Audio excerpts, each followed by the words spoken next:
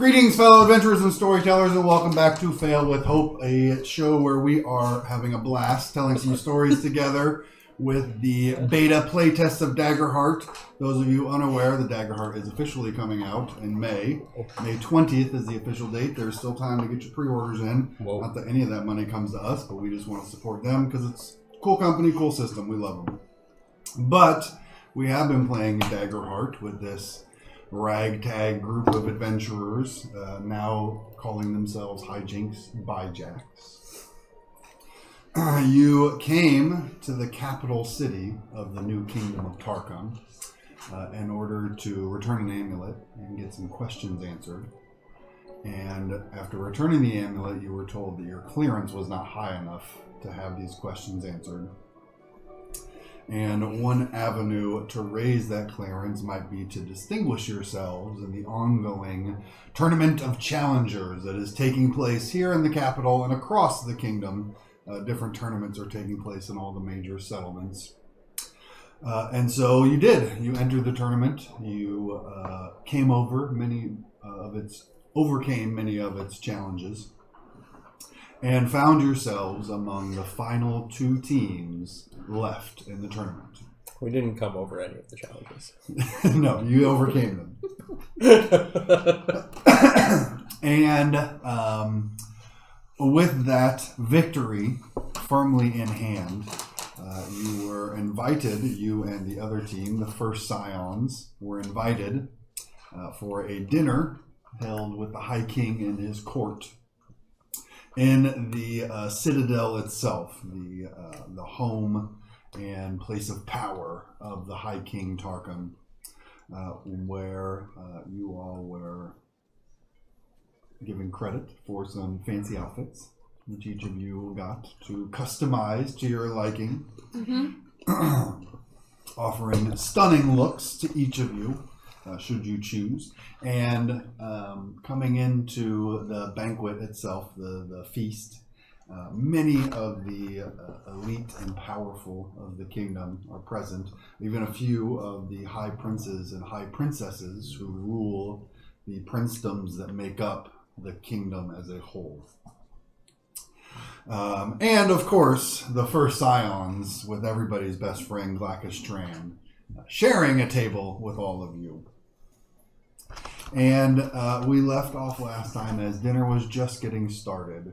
The first wizard, the master general of the kingdom's armies, and personal bodyguard to the High King, whose name I did write down, and now I can't find it again. That's the Red Dragon guy, right? He is known as the Red Dragon. And his name has been lost to history. His name got lost again. I swore I wrote it in here. I must have erased it for some reason.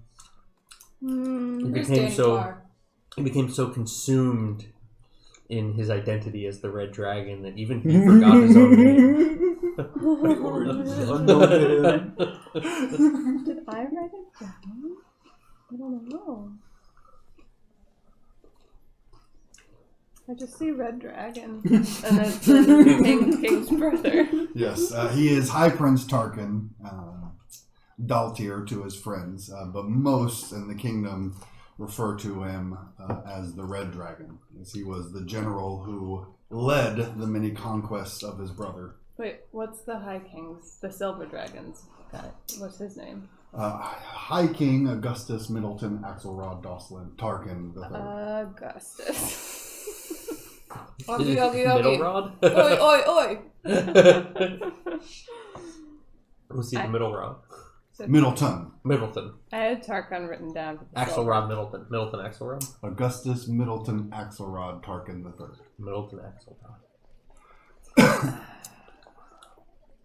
Axelrod. No wonder you went with Red Dragon. No, that's the king. Oh. The king is known... that's too much. The king is known as the Silver Dragon, as he is still a man of, even in his later years, still a man of dominating presence and speaks with a note of authority that you can't ignore. He has deep black skin, almost the color of charcoal. His hair has all gone silver, adding to the title of Silver Dragon. In this kind of tight wound, thick curls on his head with the thin leafed golden crown wrapped through it. He came out, greeted everyone, gave a little speech, and sat, at which point the servants all began bringing food out for all of you to enjoy. He came out in like a wheelchair, right? Yeah, he didn't. He did come out in a mobile chair. Yes. Yeah, he was sitting the entire time. He sat and came out. With his brother just over his right shoulder, the first wizard, Imrisvalda, in her elegant gown, also seated at the high table with him.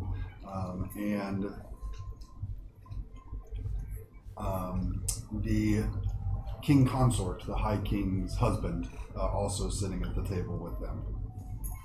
And the dishes that begin to roll out, and you just see an army of servants carrying trays coming out and setting them around all of the tables. The smells coming from the kitchen wash out into the room as those doorways are opened. And the music kind of kicks back up again after the High King's speech, as food is brought out to each and every one of you. And you see, of course, the High Prince and High Princesses are served first after the High King, followed by everyone else. And it looks like in the kind of side chambers near the back of this grand hallway, where the common people of the city have been invited to come in and partake of the feast. They kind of have a buffet style thing going on back there, so people are starting to queue up in line over there. But you see Dinah, the rhinoceros beetle fairy of the first Scions, has this like big grin on his face. His food is set out, and they kind of set one of the like silver domed platters in front of him, and he immediately reaches over and grabs two more to put down in front of him as well. And just says, "You don't eat like this very often. You got to make the most of it." He starts ripping the lids off of each of them, where each of you is also offered the first course of the evening. And Mogar, you are actually surprised. This first course is one of your favorites. What is offered in the first course?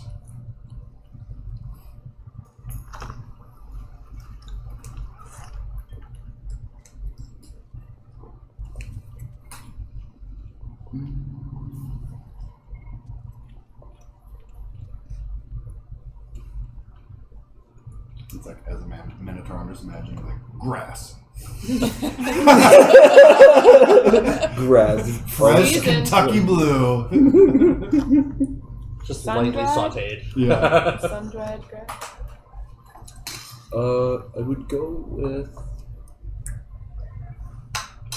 a honey roasted mushroom skewered, broiled over a fire, Oh yeah.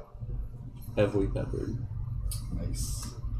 You can see that is among a dish of other vegetables, but as soon as the dome is lifted off of your plate and you see that in front of you, your mouth kind of begins to water. You're getting excited for this fancy feast that's coming your way.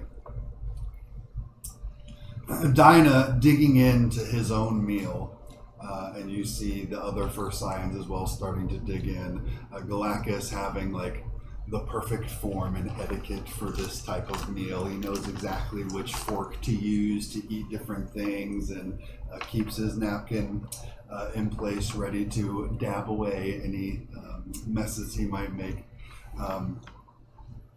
Dinah kind of looks over at you, Mogar, and he just says, "So you're one of them beatnik brawlers?" Oh yeah, you've heard of us? Yeah, we've heard about you. I have admired your people almost my entire life. As soon as I heard about them, just going around challenging and proving themselves over and over again. You grew up like that? Well, that wasn't really me entirely, but most of my clan, yes. But my sister more often likes to take the spotlight, if you or so. Yeah, I got a sister. I know what you mean. But you've won a lot of challenges. A couple. Oh, don't be modest now. Come, tell me the best one.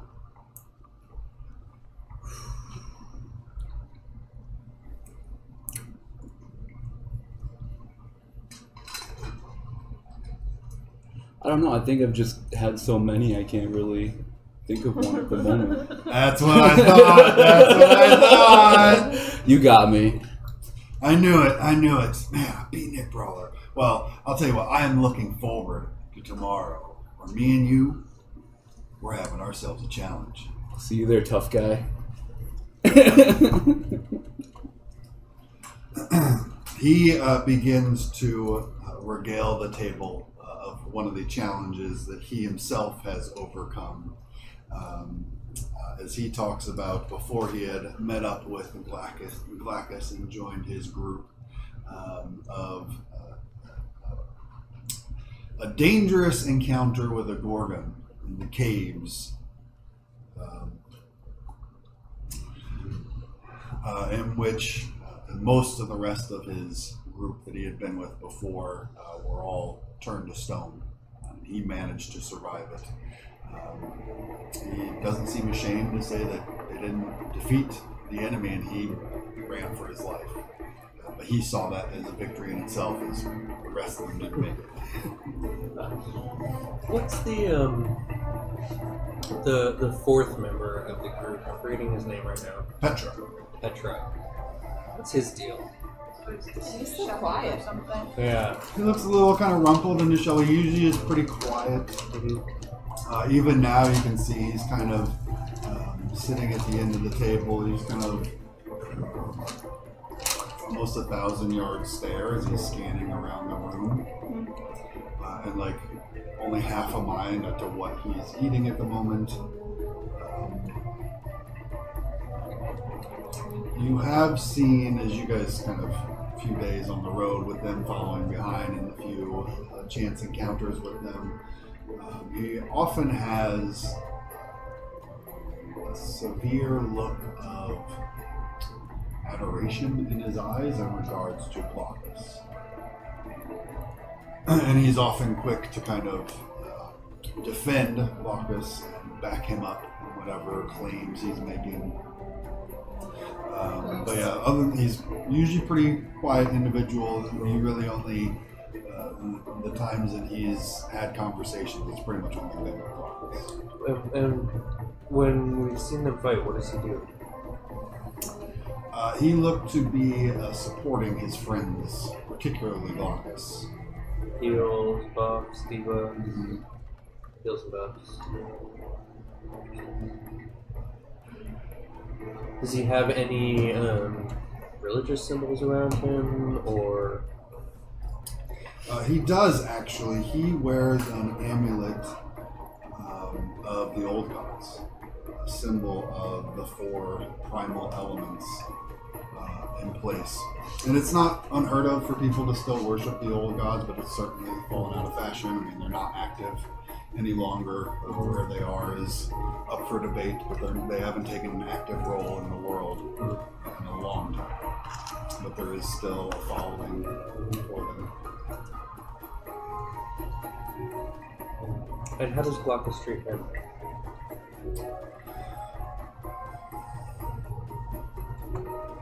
Hasn't treated him poorly at all. I mean, most of the time, Glaucus is one of those guys that there's nobody else in the room but him. So he's not often acknowledging his teammates that often, other than when they're in conversation. And he treats all 3 of them kind of like Hired help. they're here to make me look good. They're here to watch my back, and they've got a job to do, and I pay them well for it. But yeah, kind of the hired help type of vibe to it. It is very much the Glaucus Trend show among the 4 Scions. With them there. And you can see as you're kind of watching this group dynamic and putting all the pieces together over the time that you've known them, you see Glaucus is often kind of shooting glances up to where his father is sitting, his mother. Right before he's about to take a bite of one of the courses, I prestidigitate a smell of rot from it. Never a dull moment. He starts to gag a little bit, quickly pulling his napkin up to cover his mouth and face and putting the food aside. He just kind of shoves the plate over, and Dinah quickly reaches over and grabs it. He's like, starts chowing down on it. You see he immediately, after kind of recovering for it, he shoots a glare over at you, which is quickly replaced by his all-too-perfect smile mask that he puts on once again. You should eat. You will need strength tomorrow, friend. He just says, "Oh, Skippy, I know this is a new thing for you, but there are many more courses to be coming tonight, and I'd like to save some room for what's to come." Of course.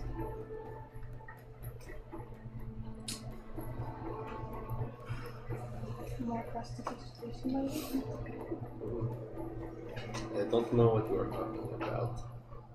I'm sitting right here and kind of hear you whispering.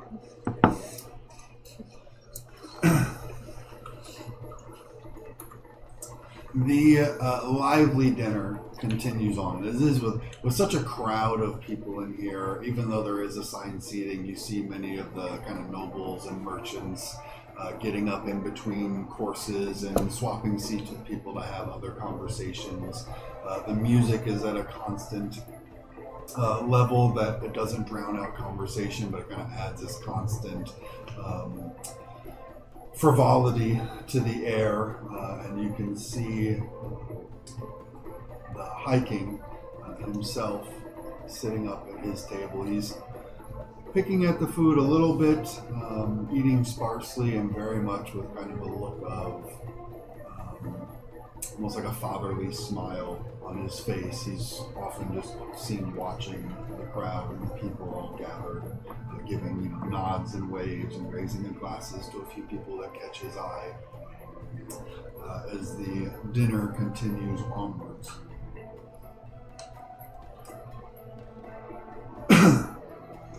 And Glorio told us that we were betting underdogs, is that right? Yeah. You were getting what? We're betting underdogs. Oh, right. Yeah.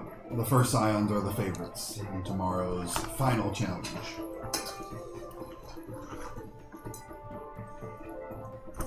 But we still haven't wagered anything, right?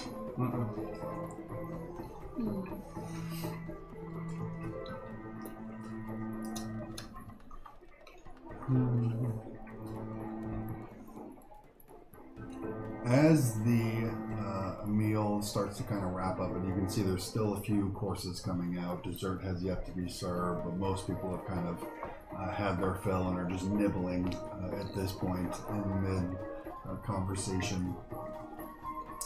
Some movement catches your eye, and you see the Master General is pulling back the throne back to his brother's chair, kind of putting it off to the side before he clears some space, and you see he steps down from the platform of the high table, coming down the ramp that leads up to it, talks to a couple of the guards that are down there as well, as they move away from the high table and kind of fan out a little bit more into the crowd, clearing some space in between the tables.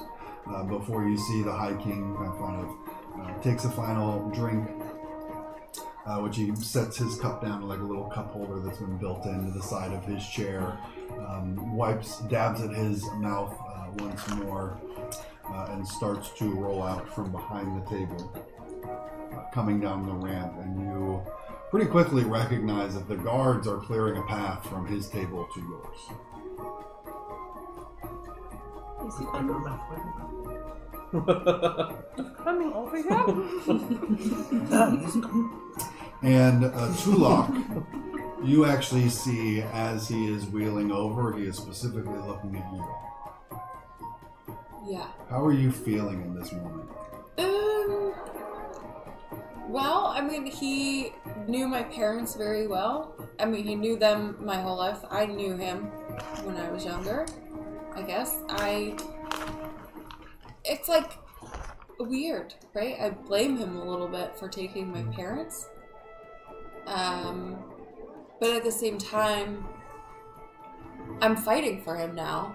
I have some reverence for him. He's the High King. And so I, whatever back of the mind bad feelings I have towards him, they're just, the same. Every human or humanoid person has feelings like that, I think. But for the most part, I have a lot of respect for him, and have been wanting to hear more about how their time went, and war stories and participation, and what their life was like after they left, because I haven't heard as much about that. Amrad hasn't really shared that side of it. All I've ever heard is, well, they were just really respected. But as these thoughts and emotions kind of jumble around inside of you, seeing him coming towards your table, you see his brother, Deltier, still in the kind of the formal military uniform, although a dress uniform for tonight's occasion. But you can see the bits of armor poking through under the tabard he wears. Still very much not looking at ease at all, very much a soldier on duty. And you see he heads over to the table first. And he is, for a human, I mean, he's no 7'12", but he is an imposing man of his own right. Not only tall, but quite broad. As he comes striding over, marching over towards your table, you can hear his heavy boot steps as they walk. You can see, even with the Kingsguard having made a bit of a path, as he comes through, that path widens further. Not to give him room physically, but just kind of the intimidation factor, as it were. As he gets to the table, I think I would definitely kind of push my chair back and struggle with my feet a little bit. And there is a bit of a shadow that falls over the table as he strides over. You can see under his arm he is holding his helm, stylized to look like a red dragon with gold flaking and details on it. As he stops and almost like comes to attention at your table there, and just eyes each of you, each of the first scions, very carefully. For he finally says in this kind of gravelly, rumbling voice, "Don't try anything. We are watching you." And he looks to either side, where you can see some of the guards that help clear that path are now kind of like gathering around your table. And they are more watching the crowds around you, but you do see that there are specifically kind of a guard for each of you and each of the first scions in stabbing range, as it were. Is that like a technical Daggerheart term? Yes, stabbing range. It's just like melee, Which very range close, is close, that? stabbing. But he You're quickly, actually knife at the throat, standing behind us. Try it. and his voice, whereas his brother, his voice rings out with this note of authority. His is an absolute voice of command. And you very much get the impression that he gives commands and he doesn't even think whether you're going to follow them, because you're going to follow them. I hate him. And he I want to say something so bad. says that to all of you and then quickly looks over his shoulder where you can see his brother is approaching quickly, and he just kind of gives this around the table before he takes a step to the side and kind of gives a crisp attention, stance, posture as his brother comes around, wheeling up towards your table, and you see he quickly moves. His brother moves one of the chairs as the High King comes and wheels over to the table itself, and he just says, "I am pleased and honored to have you all at my table." Your Majesty. And you see as well, Glacchus does actually stand up from his seat and gives a formal bow. Dinah just kind of keeps eating and looking over at the red dragon, where Petra quickly follows Glax's lead. And Vestian just kind of hisses quietly. That's why we like her. He waits for the formalities to end, and he just says, "For Scions, hijinks by Jax. You do our city proud, and we are entertained and honored by the displays you've given so far. I look forward to see what tomorrow brings." Your Majesty, this is a city not of birth, but that raised me. It is honor to compete in the arena for glory of sanctuary and kingdom. He smiles and nods a little bit, and he just says, "It does not matter where you were born. Sanctuary is home to all. That is exactly the point. And we are proud to have you among us."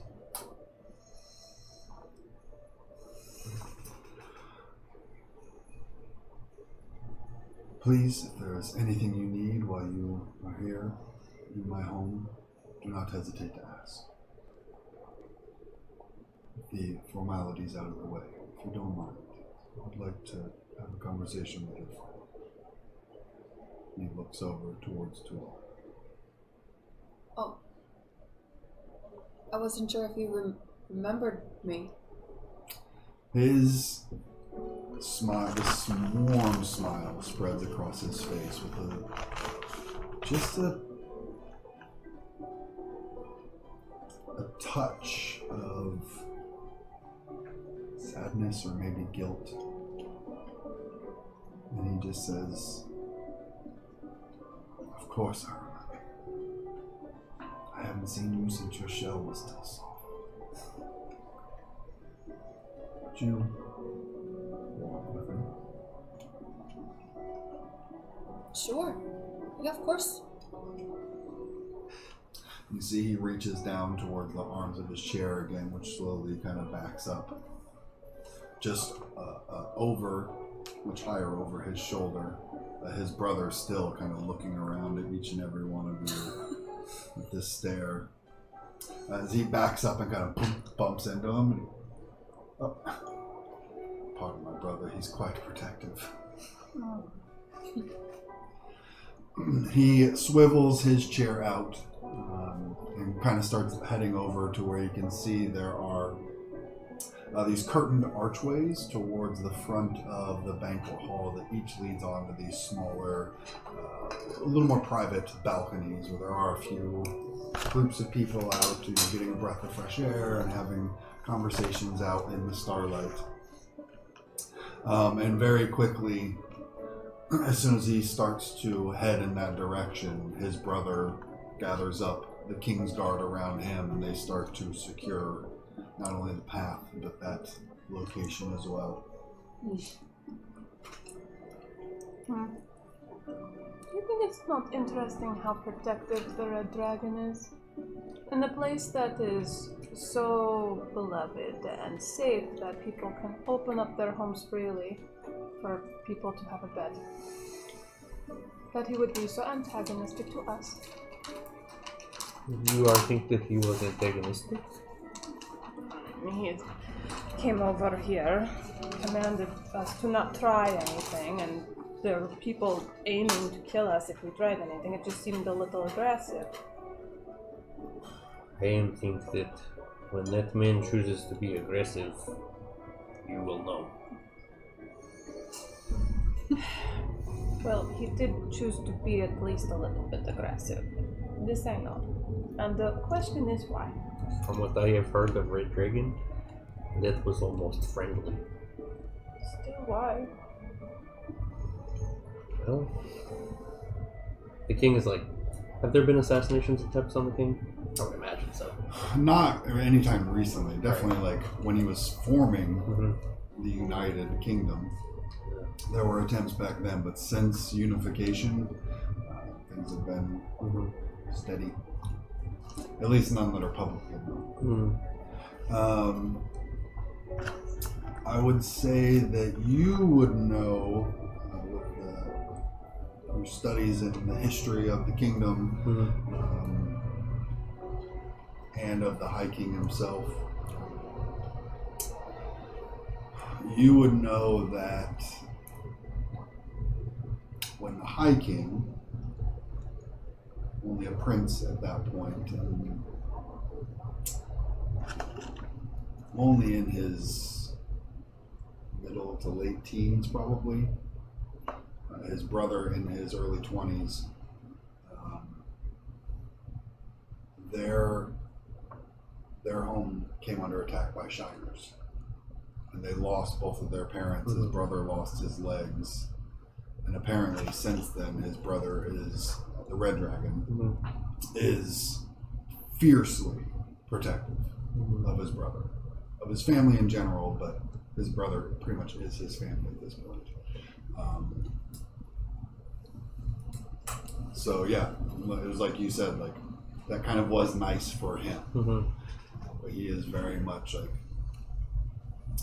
maybe overly cautious, overly gruff, but it is that's his duty in life at this point. It maybe look like he's, I don't know, being asshole, but next time I think we'll maybe look at what is in his eyes when he is look at High King. That is the love of older brother, I think. They have no parents, and have not for a very long time.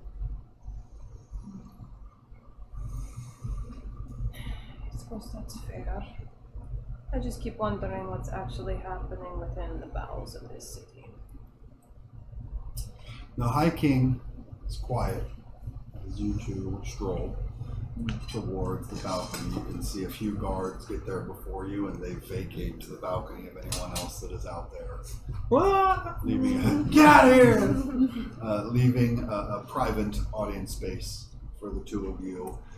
They take up positions both inside the archway and looking out from the balcony, even though you are 40, 50 feet up into the air.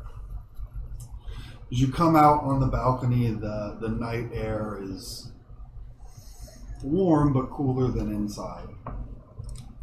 There is a breeze blowing in, and below in a courtyard you can see a number of fountains with what looks like glowing spectral fish kind of jumping around and dancing through the waters, and a spectacular view of the sprawling city itself stretching out towards the horizon, lights of the city all around kind of giving a counterpoint to the starry sky above, all these different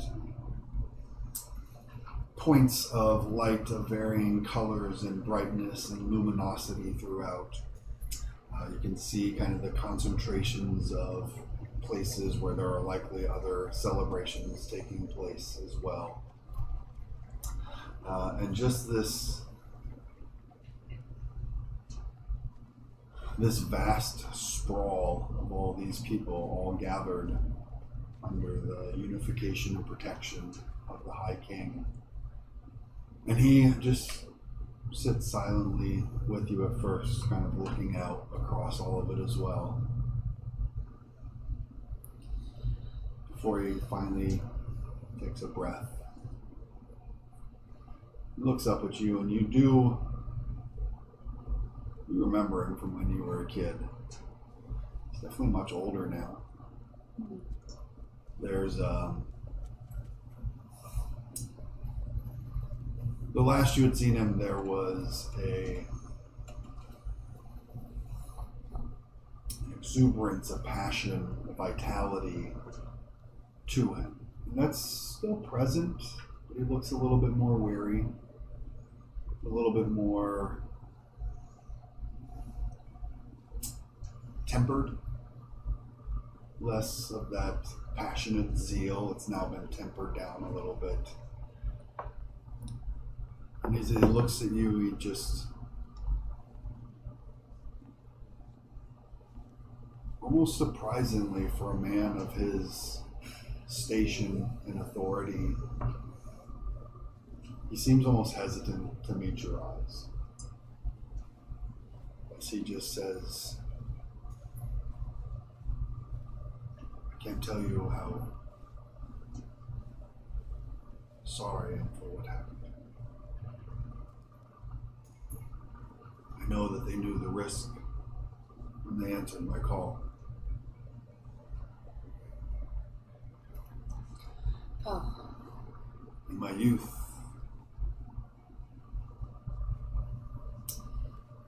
the immortality of youth.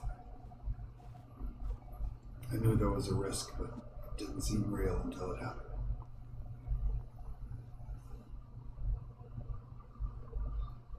I'm sorry. We haven't had a chance to speak before this. We were a bit hard to find for a while. Yeah.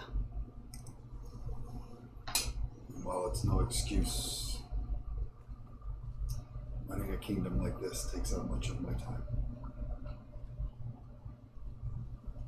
But I made a promise to your parents that I would look after you.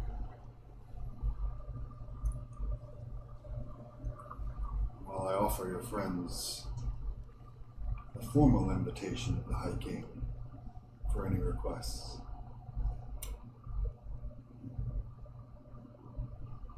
I offer you the familiar invitation. If there's ever anything you need. Oh. You really looked for me? I did.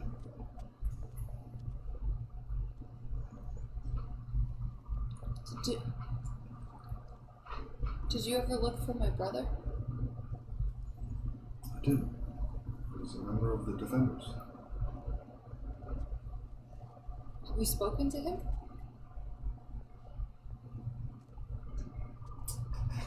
Make a presence roll. Ooh.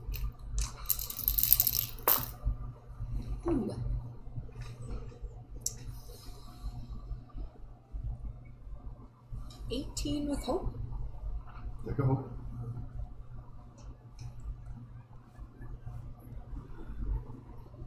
He hesitates. And you see, despite the balcony being empty, he looks around to see if anybody's close enough to hear. He says, I have.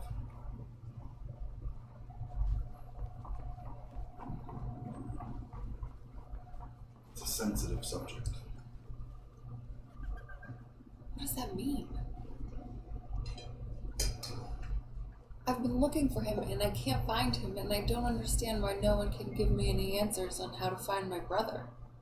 He's the whole reason I'm a dragon defender and why I'm working as hard as I do. You have joined the ranks of the Shadow Saints. So you know that. I do. Under the wise advice of Father, who now leads the organization, formed the Shadow Scales with him. And father, you know, not an actual father, is the code name for Right. the leader of the Shadow Scales. Yes. He's a great father of the Shadow Scales. He's almost a grandfather of Shadow Scales. He can be at times, yeah. Really a great grandfather. Yeah. He says,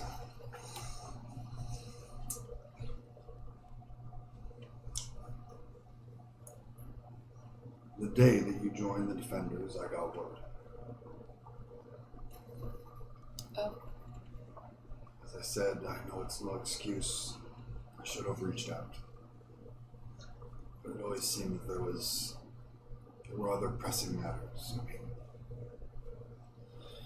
Oh. I have the Princedoms united, but they still bicker and squabble amongst themselves, each looking for power. Uh-huh. Power they think that I took from them. Right. Despite the good that I hope I've done, I still have enemies. Do you ever just send your brother out there to deal with that? Because he's really intimidating. He is, and he can be quite efficient in his work. Mm-hmm. But I would prefer diplomacy before Yeah. the dragon. Yeah. I do the best I can to lead fairly, justly. More than anything, to make sure that I have a legacy to leave behind. A legacy that my parents bestowed upon me. A legacy that I have worked so hard for. That so many have lost so much for. I have no children to pass the crown on to, and even if I did, I find that method of leadership is archaic. The people who lead should be the people most capable.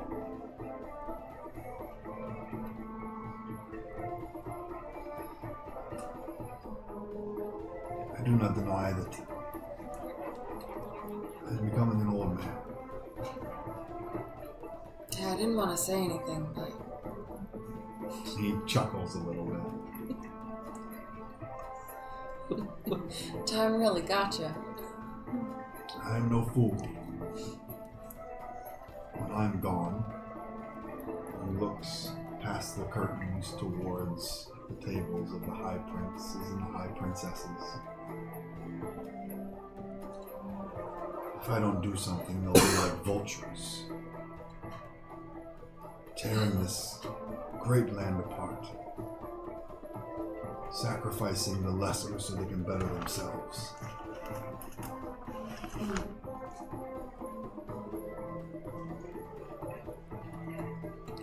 Your brother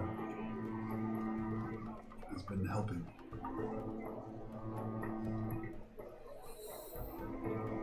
To achieve that. Oh. Helping me find and root out corruption. So he's been here the whole time? Yes. Okay. He promised me not to tell you. He made me promise not to tell you. But I've taken too much from you already, and I won't keep this from you. Okay. Will you tell him that you told me, even though you told him that you wouldn't tell me? I get the feeling he's going to know very soon.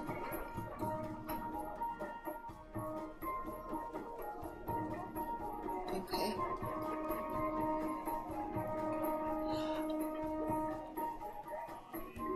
Okay. I apologize for the secrecy, but given your organization, I think Yeah. Secrets are kind of what I do now. I'm really good at secrets. heard. Yeah, kind of the best. You know, I succeeded in my first mission, so I know, you know. I heard. Well, I got the thing back to where it was going anyway, sort of. You did. Yeah, I've been doing pretty well, but hey, actually, I mean, well, we've known each other a long time, right? We're kind of informal now. I mean, I have a lot of respect for you, but I gotta breathe for a second, boss. This has been a lot. Then breathe. Okay. You'll allow it. Your family to. Thanks. So, did you know that there's like that amulet thing? It kind of points to like shiner holes, like mega shiners.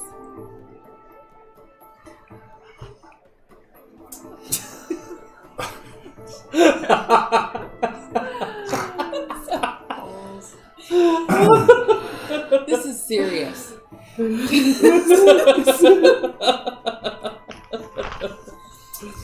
I did not until the first wizard informed me.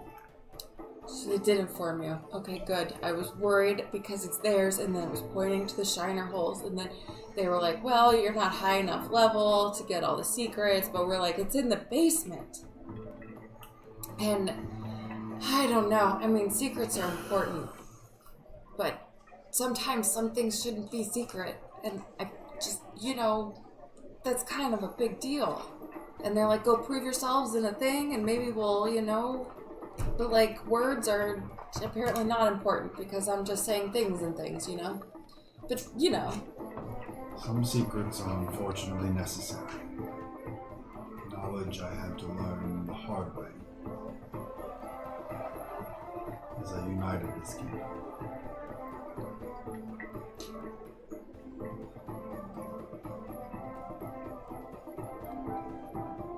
If it means anything,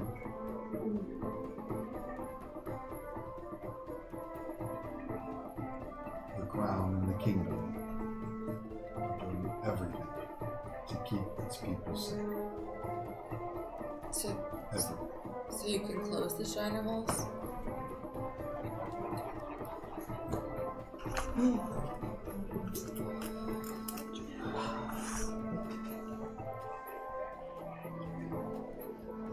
The way to seal them has not been discovered.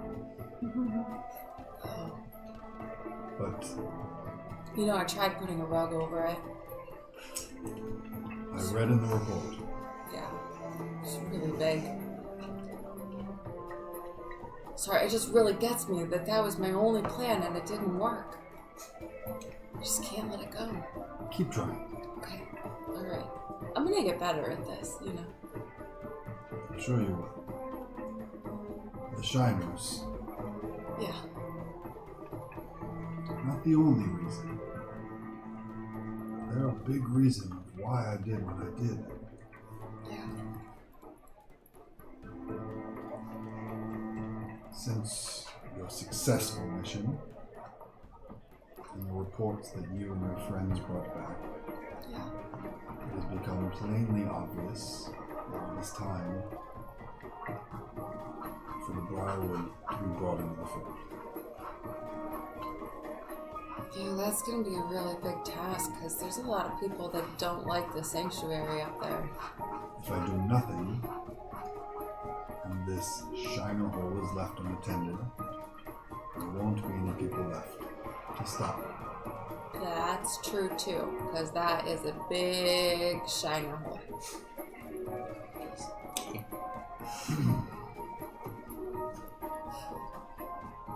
I can't stand by and do nothing while a threat like this exists. It's true. How long before those Shiners overrun the Briarwood and start coming for the kingdom? I don't know. But I hope that whoever that oil slick chick was, I hope she can keep him at bay until we get there. Until you know, and the kingdom gets there. And, well, I hope that works. And there's a way to keep it, contained. So that was some real scary stuff. Containing the threat is part of the solution. Making sure that there are people to confront the threat is another part. The Dragon Defenders need to get into the Briarwood. Yeah. They need to make sure that no innocent lives are lost and that the people are protected. Mm-hmm. And did you also read in the report, or did I already just say, because I got a little caught up thinking about that Shiner hole, it just really freaks me out, man. The convocation basement, though, because our necklace kind of points to the basement. And we tried to go down there, but it's guarded, so we can't check it out, but there could be Shiners just running amok down there and nobody knows.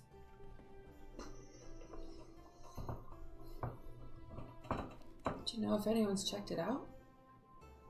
Am I just info dumping on you? I'm so sorry. This is a party. We shouldn't be doing this right now. Should we just maybe have a meeting tomorrow? Or after dinner? Like, do you want to get dessert first? I feel like this is a lot. I'm so sorry. Maybe I should run this through Amran. Maybe I should let you speak. Despite my desire to keep things familial and informal, and he kind of points up at the strip of metal around his brow.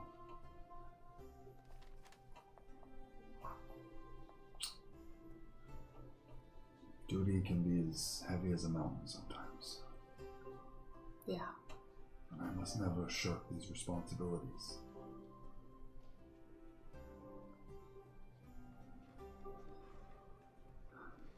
As your friend, I would love to answer your questions. As the High King, some secrets are necessary. Right. Okay.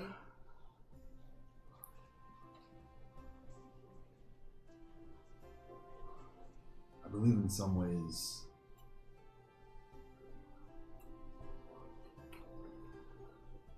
the Shadow Scales can do more good than any army of defenders that I can muster. The threats outside we can deal with. It's the threats from within that worry me. Keep on your path. Stay on the mission. Okay.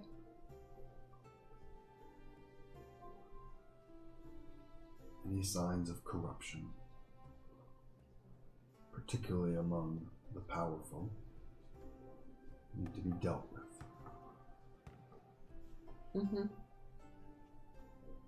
That is the mission of the Shadow Scales.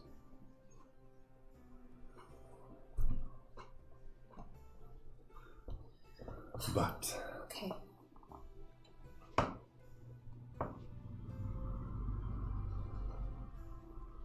it has been wonderful to see you grow up, to see what you've become. I know that your parents will be very proud of you. I certainly am. Oh gosh, okay, I don't want to cry or anything because this is really do you think maybe before your crown gets really heavy again, do you think I could just have a hug? And then do you think they'll let us know? Nothing would give me greater pleasure. He reaches up toward you. No. Okay. Oh, down. And you can feel, despite his age, there's still a sturdiness to his frame.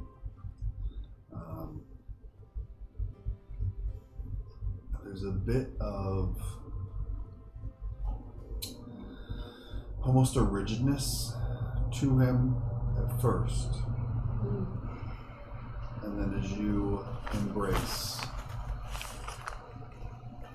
weight seems to fall from him.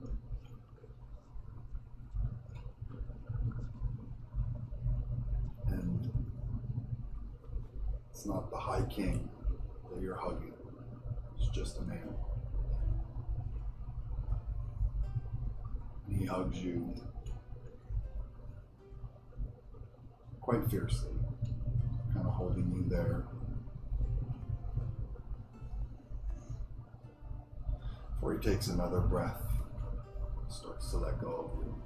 Says, I mustn't tarry you too long, or my husband will become jealous. You do have those oval looks. Well, I'm sure there are others in need of my attention. Thank you for speaking with me. Thank you. I'll see you back inside. I stay out there. He turns back in as the curtains are parted for him as he comes through, and you can see his husband inside, waiting just inside the curtains. He's got a couple of drinks there ready as he gives High King a warm smile, and he kind of looks over towards you as well. Gives a little wave. You've never met him before, but he seems to have immediately accepted you based on the High King's words. He passes him a drink to refill his goblet. And the High King reaches up to take his hand, and the two of them head back out into the feast proper, where you can see they're kind of going to make their rounds through the rest of the tables.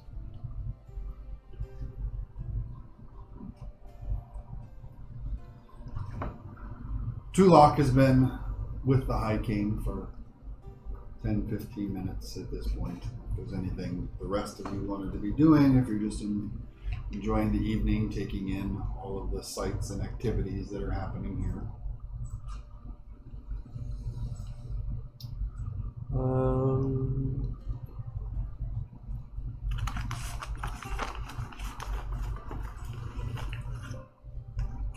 You can see there seems to be quite the heated discussion happening.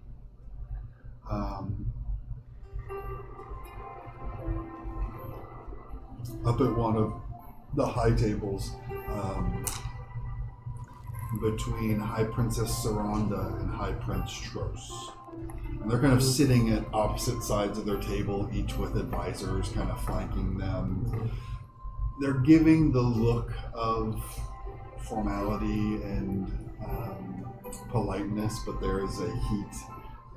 There's basically a battle happening over at that table at the moment. Like, everyone else is giving them quite the wide berth. Voices are never raised. Their faces always have this kind of pleasant smile on it, but their eyes say something different. As the two of them seem to be in quite the heated discussion at the moment. I think that I would like to, at some point, like, when there's a break between courses, to kind of, like, mingle and, whatever. I'll go just kind of make a circuit of the room, ostensibly to, like, grab a drink, but obviously they would bring a drink if I asked for one. And I'm sort of looking for anybody who looks like they're from the Free Cities, but not like, not urgently, just keeping my eyes out. And I would like to also pass by, if it's possible to pass by near where the first wizard is, but obviously not approach her. And just kind of do a circuit of the room and see if anyone talks to me here. Based on attire, there's definitely a consistent fashion sense through the nobility and the elite here in the capital. Among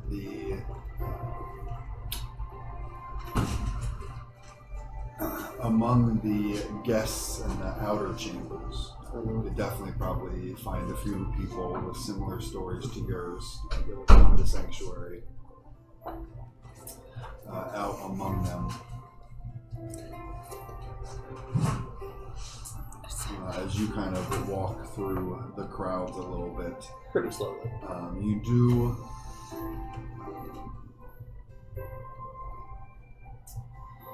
it seems the main talk of the evening, besides yourselves, as the festival is underway and the tournament is coming to its finale tomorrow. The main talk of the town is about the upcoming conquest of the Briarwood. This seems to be pretty common knowledge. I wouldn't say common knowledge, but people of power are definitely aware of it now, and because of that, it's starting to filter through. And like after a night like tonight, it's probably gonna start to become more common knowledge. But that's the main talk in the room. People, many of the merchants, quite excited to get their hands on the Briarwood donkey stock. As you had heard from, oh God, what was the merchant's name that you rode with? Garrett. You had heard from Garrett. I think someone's taking notes. I was taking notes. I wasn't taking notebooks. You had heard from Garrett that, apparently the Briarwood donkeys are known for their endurance. They're not the fastest creatures, but they can get more miles in a day on less food. Is apparently the big thing. Many of the merchants are quite excited to get the Briarwood donkey stock into circulation, as it were, to ease their progress. The other big talk is about the King's Highway that is being put in place. And you saw glimpses of it on your way here, because most of it is starting from here at Sanctuary.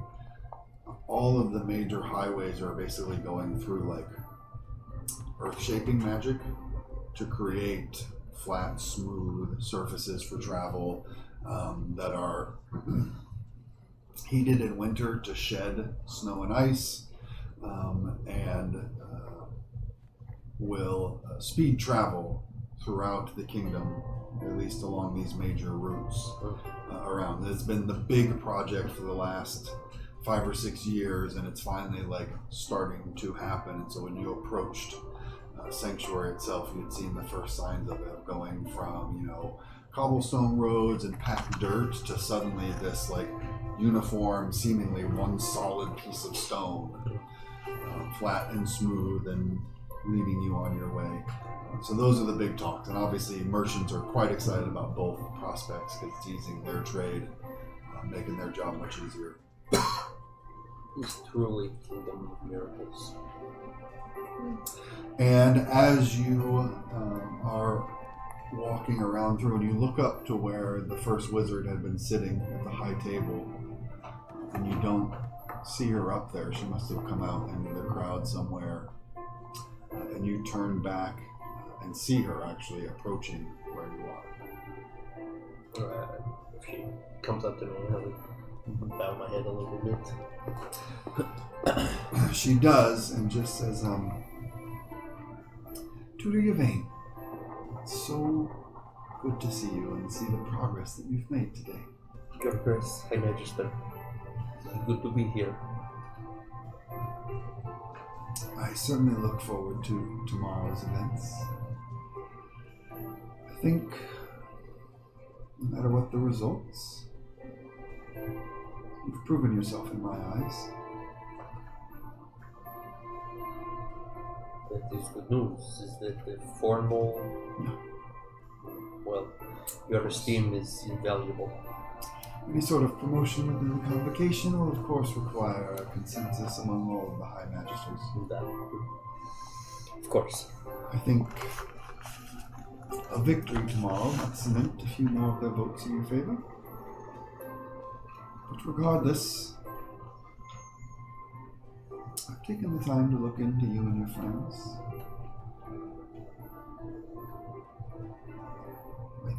I hope that you have the interests of the people in your minds and in your hearts. That is exactly what we need. It is the purpose of the convocation, is to protect those who can't protect themselves.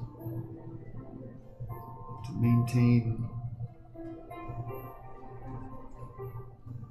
delicate balances. But I just wanted to congratulate you on what you've achieved so far.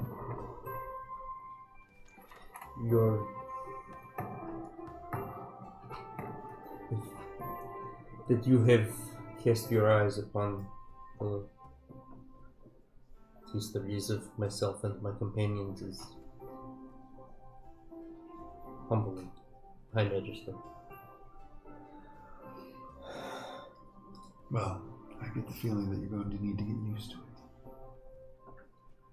How does one get used to that? Exposure, I suppose.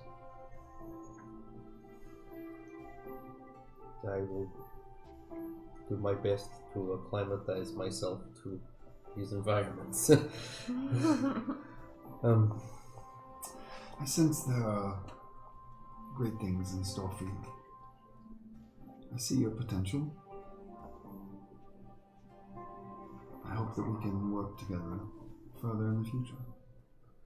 It would be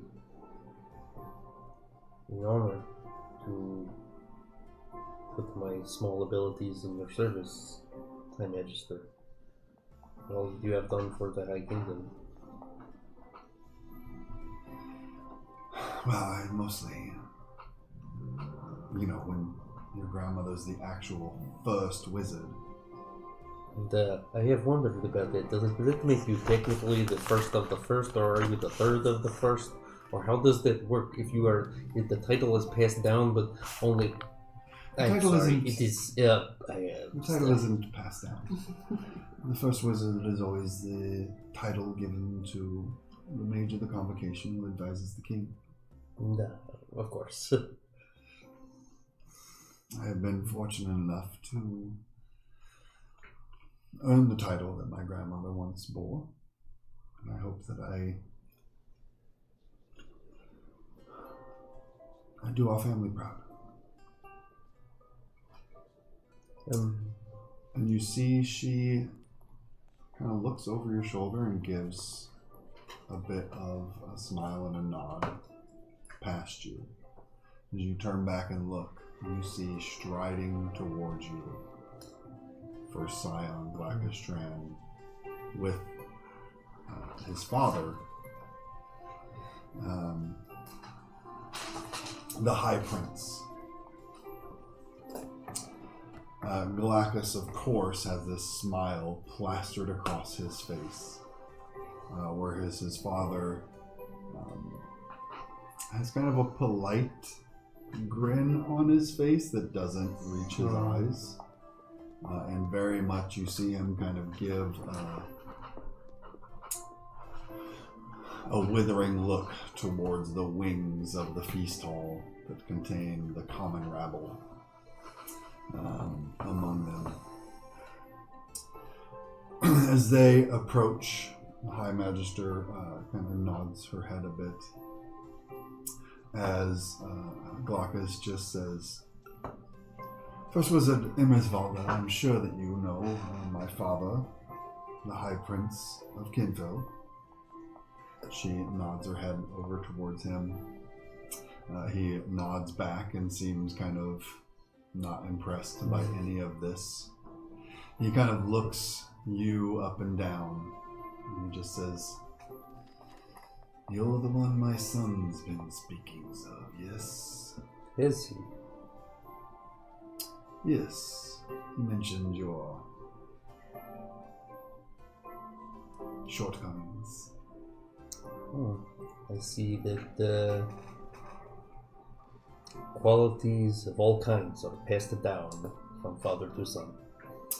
He has this look of pride in his face, completely oblivious to what he really just said, as he looks at his son. Before Glaucus just says, First Wizard, I was quite pleased that despite Yvain's hasty decision to skirt my protections, that the amulet still made it to you safely. I hope that you have been pleased with the services that my friends and I have offered. The first wizard looks at him and says, I have not hired your services in any way, but I appreciate you looking after my grandmother's heirloom. Damn. Glaucus just kind of looks, you see, quickly looks over at his father. He's like, no, you remember, you signed the orders yourself, and I came to you when we got to the city, and you offered us payment. It was just yesterday. You don't remember? And the first wizard just says, my boy, I can assure you that if I had made any requests and payments recently, I would be quite aware of them. You must have me confused with some other first wizard, I'm afraid. The High Prince, at this point, smile vanishes from his face, and everyone else in the room seems to disappear as he is just staring daggers at his son. You see he collects himself as he goes over and puts a grip onto Glaucus's forearm. And he says, the first wizard, if you would excuse my son and his ignorance, I'm sure it was a simple mistake, one that will be rectified shortly. First Scion, if I could have a word with you. And without waiting for a response, he drags Glaucus away. And you kind of hear mumbling, Father, I swear, it wasn't. She brought us herself. It wasn't. I didn't make a mistake. It wasn't. And they kind of go mumbling off. Where you see the High Prince forcefully dragging Glaucus out past one of these curtained openings to one of the balconies nearby. First wizard kind of follows them with her eyes a little bit, and she says, you mentioned he said he received the mission. High Magister, I was about to ask. He and his companions accosted us at Fort Louvel, or in the town that I definitely remember the name of, just outside of it. Boredo. In the town of Boredo, and attempted to surreptitiously remove the amulet from my person, and then, when we prevented them from doing so, displayed a charter that appeared to have your signature, empowering them to take any and all measures up to and including ending the lives of any who prevented them from acquiring the amulet. Well, that is certainly concerning. And of course I am not familiar with your signature to the extent that I could tell whether or not it was genuine, but it appeared to be in order as a charter empowering a graduate of the Academy on his first mission, very similar to my own. Well, I can assure you I was quite distraught over the loss of the amulet, and I would have done nearly anything to retrieve it. I issued no such orders or mission. I'm not sure. Did he say that he met with me yesterday? And when I confronted him about it upon our return to the city after I had returned the amulet to you, he said that he had spoken to you, and in fact was quite pleased with the reception he received.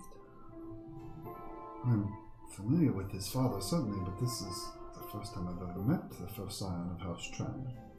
She looks back over to where the High Prince had taken his son.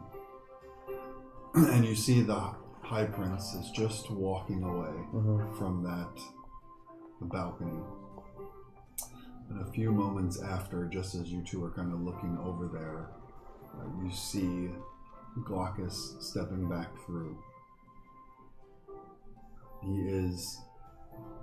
his handkerchief is out, and he's kind of dabbing at the corner of his mouth.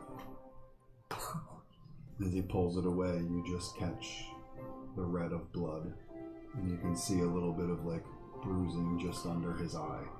I may just young Glaucus The gods above know that he is a braggart and a pompous ass, but he is not. I cannot believe I am saying this. He is not a liar.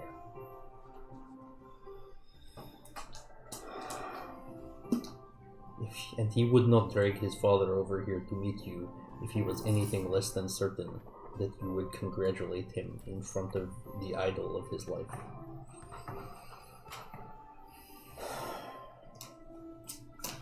The Tran family have been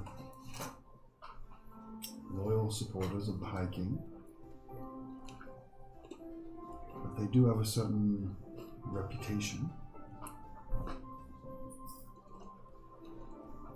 I believe his father was advisor to the King of Kinfell before he met a untimely end.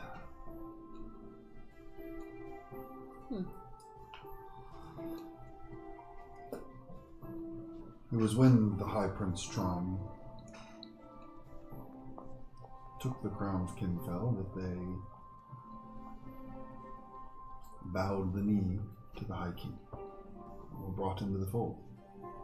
And He's been a loyal supporter of the High King and the kingdom ever since. but they were not the original rulers of Kinfell. Oh, certainly not. They were. He was advisor to the king.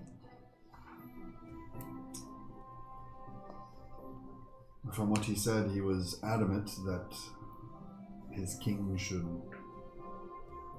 not fight the conquest, but accept it.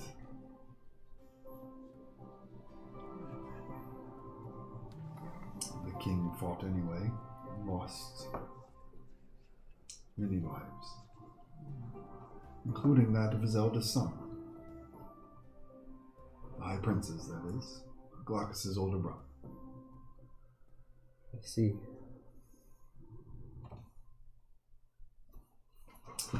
But I believe the High Prince might have continued ambitions and aspirations. He sets his family and his house up well. He's a shrewd strategist.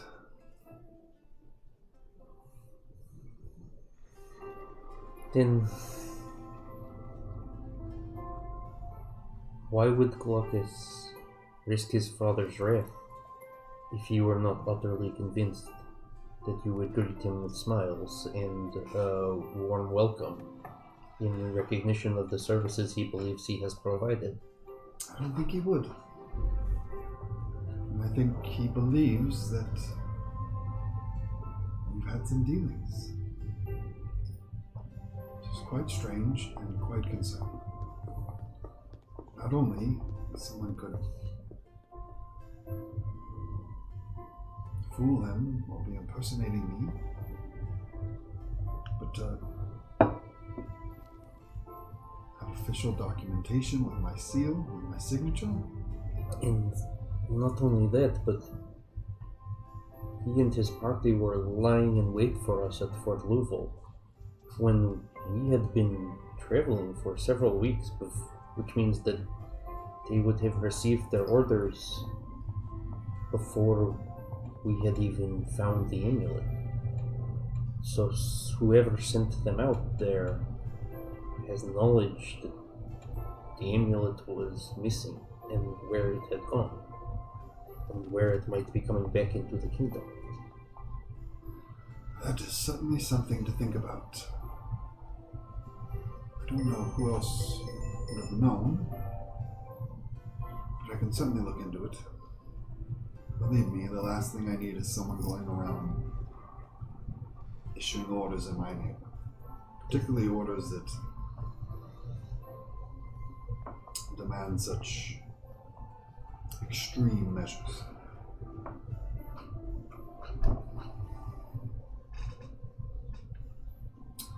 You're giving me much to think about, and I don't want to interrupt your festivities for too long. Just wanted to offer my congratulations. This be honest, while I am sorry to have burdened you with unfortunate news, it is a relief to have shared with you what has been troubling me.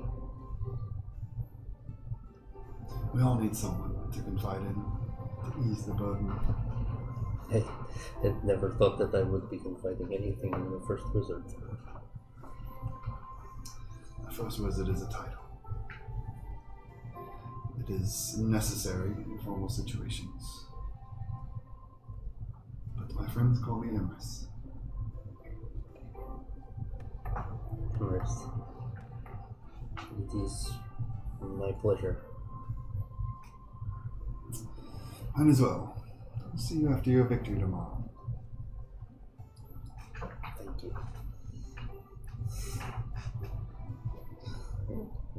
Grin a little bit, like to myself as I stumble a little bit away.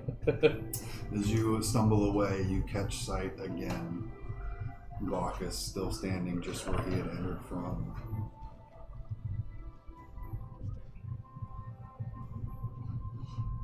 Just watching. The perfect smile not present. And almost a violent rage in his eyes. I think that as I see him looking, as I get a little bit away from the First Wizard, and she kind of turns her way, or, goes about wherever she goes about, I just sort of stop and look back at Glaucus. No real expression either, just kind of stand up straight and just look back at him.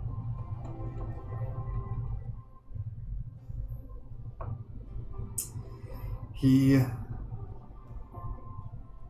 keeps his eyes locked onto you for a few moments before you see a golden-haired elven woman comes kind of gliding over towards him in this long, elegant gown. And you can see, like, as she's approaching, he starts to turn towards you, but there's, like, an extended look over at you before the smile appears back on his face. He offers a formal bow and kind of takes her hand. With it, he gestures over to where the musicians are playing and takes her hand under his arm, and the two of them walk towards the dance floor. I make my way back around the room towards our table.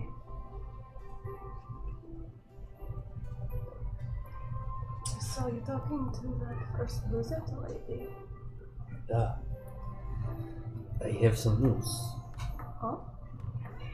Well, you remember how Glaucus is so proud of his relationship with the First Wizard and the reception that he has received when he come back to the city? Mm-hmm. Yes, because of the letter that was going to try to kill us. She is know nothing about it.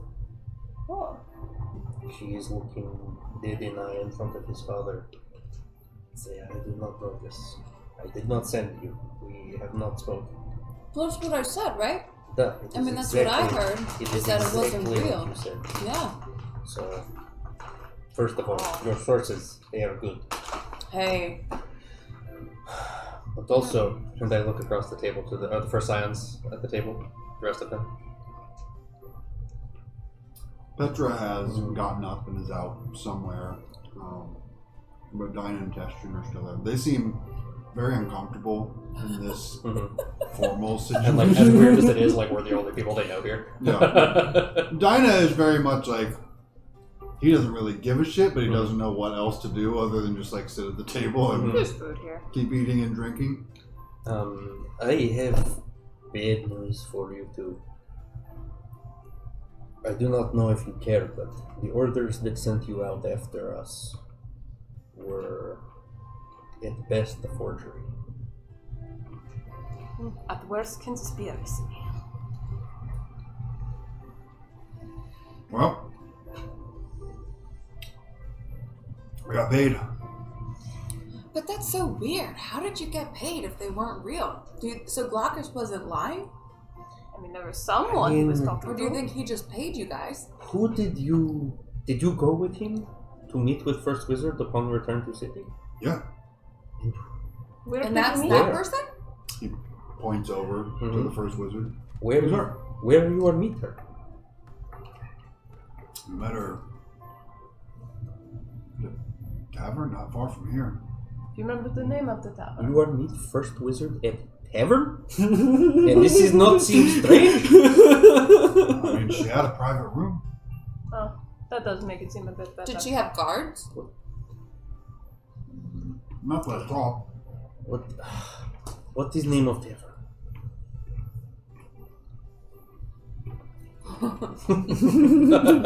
It's eat a pretzel very slowly. The High King's Court.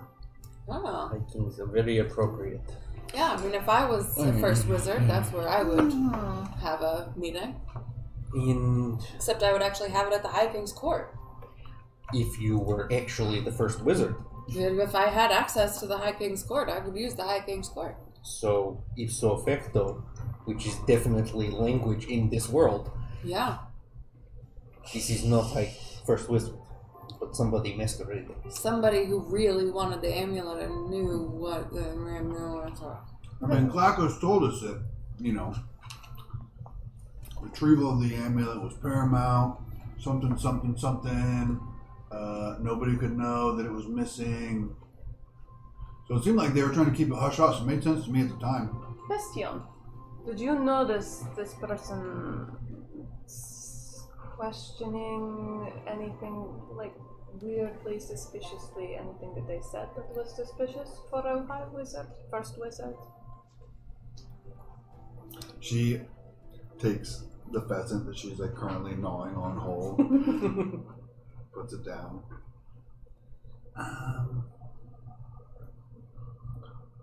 No, nothing too weird. I mean, I thought it was funny that we still got paid for the job, even though we didn't actually bring the amulet back. Seemed like she was just happy that it was back. That is true, right? That it didn't go back to the first wizard. No, yeah, let's go back to first wizard. But it didn't go Well, to it their did go back fake to one. this fake first wizard. Exactly. But they wanted it in the city then. How do you know it's not the first wizard that's lying to you? What if that's not the real first wizard? Oh. It's possible, but why would first wizard lie to me? I am nobody. I mean, you just And talked that to them High for a King long person. time, right? Duh. They seem to know a lot of stuff. They are first wizard, they know many things. So a real first wizard would know a lot of things. Duh. So it of didn't course. seem like they don't know a lot of things, but they knew a lot about a little things. First wizard could just say, Yvain, I am sent out this douchebag to find you, hunt you down, and possibly kill you, and get amulet back. And I would have to say, yes, first wizard, that was a great idea. First wizard does not have to lie. But they have a point. What if there is a fake person masquerading and playing around and just pretending to be? But somebody would know. Exactly. Somebody would know the first wizard well enough to know that there's an imposter sitting in But the not forest. Glaucus Tran. Could be a really good doppelganger. Maybe she has a twin. Perhaps. Or As perhaps long as their twin pays, I'll do whatever. That does But- not seem wise. What? you may be being led into a more dangerous situation than you are aware. And then you wouldn't get paid. You would just get in jail. That'd suck. Yeah. Be a cool fight though. Never broke out of jail before. You, Mogar? Sort of. Sort of. We'll keep it at that. Dinah just gives this knowing smile. I love that Dinah thinks Mogar is like the most wild one. Of them all. Like, he just No. escaped No. his He's really life, just lots a of trauma. gatherer for his peaceful yes, bunch of friends. yes. Most peaceful brigand there is. It's a little more passive, but like. Friend Dinah, when you get to tavern, how you are not to go to tavern, first of all? Glockus know. is just say, That's where he said we had to go. and you are go to tavern and just go straight to private room, there is first wizard. Yeah, had a meal waiting for us and everything. You are eat meal, get handed bag of gold, pat on back, thank you so much, great job even though you fail, bye-bye now. Yeah, Glackus got all worked up, made all kinds of excuses as to why we didn't have the amulet. And then turns out she didn't care. She said, it's been returned, job complete. So she is no, that amulet does go back to first wizard. Even though we snuck in here. I mean, Yeah. why wouldn't she know she had it? If she were not first wizard, how would she know first wizard had got an amulet? If she was the first wizard, why would she not know? Wait, Think about it. That hurts. so You have point. She is must be very close to first wizard somehow. I mean, they would have known everything because we were intercepted. They had that note that they wanted the amulet. Yeah, we were going to kill you. Yeah, that was You information. Forgive me, we have been going to try. Keep telling yourself that. We will see tomorrow, friend Dinah, we will see. Yeah. This person Oh, Dinah. They wanted it to come back to the city, and someone else wanted it to not be in the city. I wanted to come back to the city, but either not to first wizard or back to first wizard to circuitous route.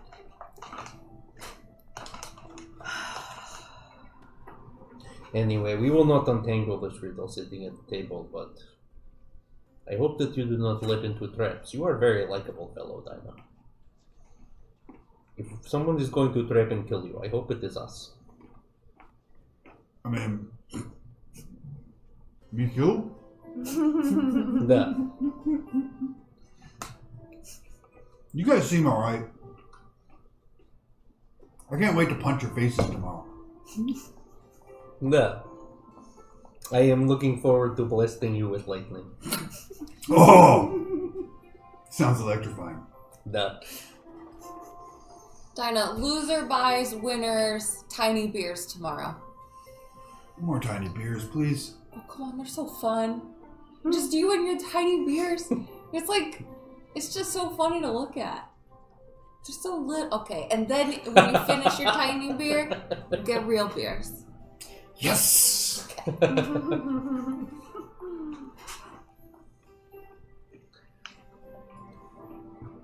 I wonder what those two are arguing about over there. That prince and Did I hear princess. anything on the way around?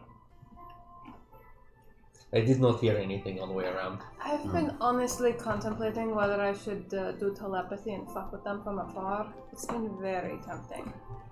Like, be a little voice inside the one's head. Like, oh, he's not so bad, is he? You know? Please do not get us thrown out or killed. How would they know that it was me? I don't Well, know. I feel like there's a lot of magic here that someone will know something. But you could just try the old-fashioned way. Or you just go, like, walk by them. You But can that's not definitely fucking with see them. beyond the fact that they are at the high tables where they're given a little bit of space already. Those nearby have definitely picked up the vibe, and there's like even more of a space around their table. So like casually walking close enough to overhear, you're gonna stand out because they are like everyone's keeping their distance from this conversation. Fine. You know what? I get up and I walk over there.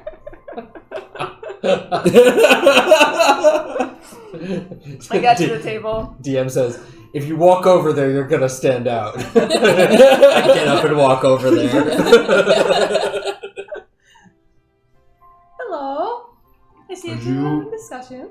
Start to walk over as you kind of break through the crowd, heading to that table.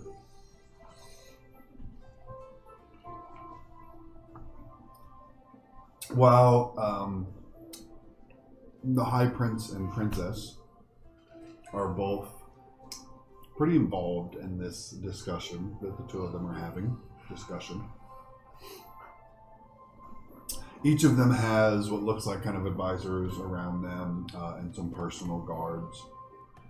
And they are both quickly made aware of your presence as you break through.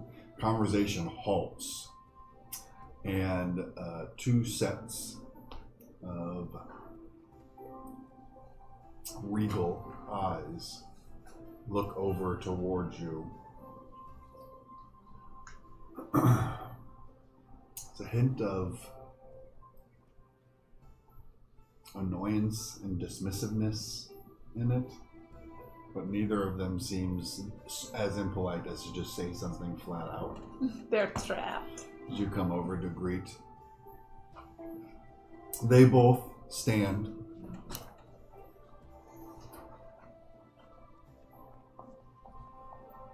And both of them, almost simultaneously, they both say greetings, and then realizing that they both said it over each other, shoot daggers towards each other. You can see like each of them going to like sit and then move towards you and then sit, and they're both kind of like locked in this mirrored motion before they both just like sit down as well. High Prince Tros, looking over at you, just says, one of the challenges. Tell me, the accent, Yes. you're Marathi. Yes. What do you think about the recent Shiner incursions going on in your lands? Well, they have made hunting more difficult. Hmm. They have made life more difficult. I heard in the last few weeks, dozens of sightings. Interesting. Refugees fleeing out. Where did you get this information? My homeland is known to be a little bit, reclusive. The Princedom of Tarnos likes to be well informed at all times. Good for business. He looks over towards the High Princess. High Princess Saranda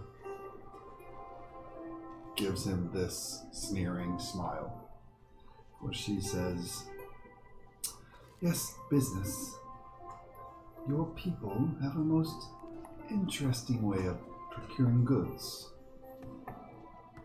Imagine what that magic could do for the rest of us." We do have trade routes with the rest of the kingdom. Yes, but you've always been so reclusive and isolated, and the High King does such a wonderful job of making sure that knowledge like that could be for the good of everyone, is used for the good of everyone. Besides, without officially becoming a part of the kingdom, the Dragon Defenders will never come to defend your people from the Shiners that attack them so voraciously. Do you have plans to return home? I do, yes. Well, good luck. You have interesting thoughts about my people's abilities. And you have interesting information about my people. What is it that you have been arguing about, if I may? Both of their So eyebrows bold. shoot up slightly. Just tell me about your troubles. My language is a very blunt language. This is, blunt culture. Please make a presence roll. Okay.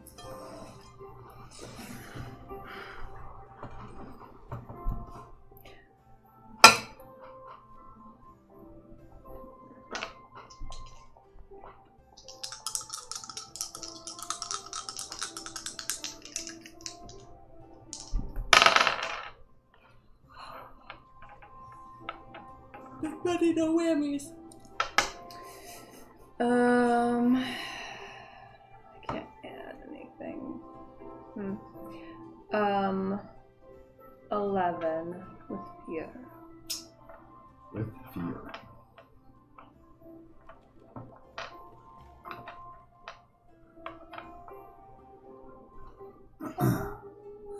You've done, you pink pony girl. The politeness and cordial responses you have been getting immediately shut off. As High Prince Tros just says, "These are matters of great import that do not require your meddling. Thank you for joining us. We look forward to the events tomorrow. I believe our guests would like a fresh drink." And you see two of the guards behind him quickly come over, grabbing your elbows. Right as they're doing that to like let me go, and I'm going to just let that happen. But I get in one last little bit where I'm like, it was nice to meet one of the people that write those books. I'm sure it was a great honor for you. And maybe one day you'll be able to read one of the books that I write. Please mark a stress as the gossip in the room over the next hour quickly shifts to an exotic outsider making a bit of a fool of herself in front of two of the high princes. Well, a high prince and a high princess. The gossip of the evening becomes, a lot of people are like, "Oh yeah, I saw it when it happened," and obviously this many people didn't see it, but they're all claiming that they did. Anytime I hear it, I'm just like, this foible becomes the talk of the room throughout the evening.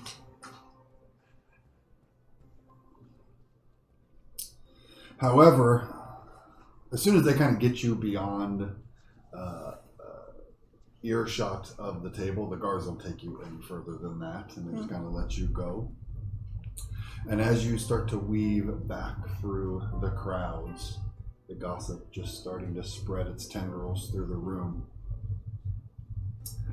you are met with a solid wall of man as you see High Prince Tarkin, the Red Dragon, standing just in front of you, looking down at you. did he just like sidestep it?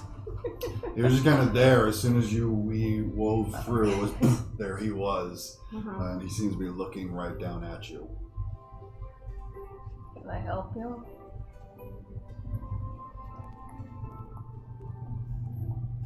Actually, I hope so. What is it? You are Murati. Yes.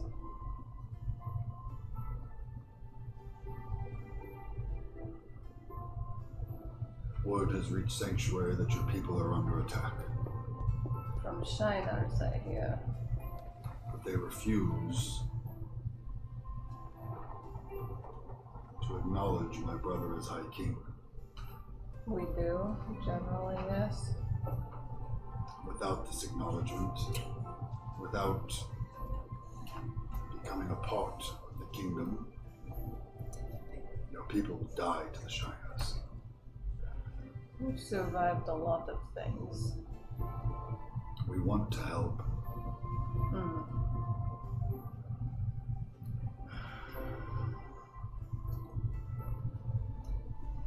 You've seen what my brother offers his people. I've also seen that there are certain secrets circulating in your kingdom, your sanctuary. They're a bit concerning since they do involve my people's book creating abilities.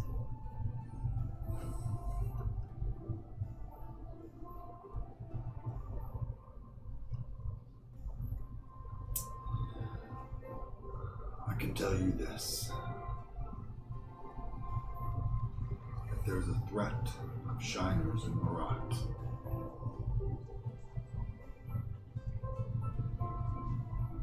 It needs to be dealt with, one way or the other. And I will not let that threat grow enough to endanger my brother, to endanger the High King. Those portals do seem to grow very rapidly when they're created. He seems a little puzzled by that. As he just says,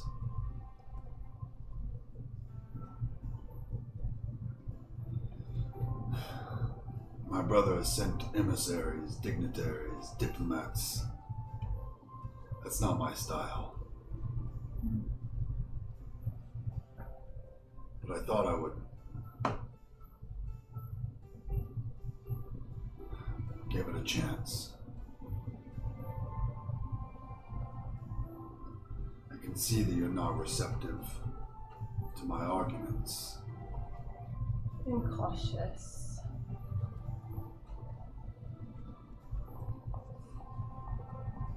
Your sanctuary always sounds too good to be true, and I'm starting to see signs that it does have problems. The problem is the Shiners. They're a threat to us all. A threat that I will deal with one way or the other. If your people want to be stubborn and stand in my way, I'll crush them like I have everyone else. And he turns and walks away. To the one person going to do it, talk to me. And I stumble. I walk back to the table. I'm not drunk. I don't stumble. Immediately drunk.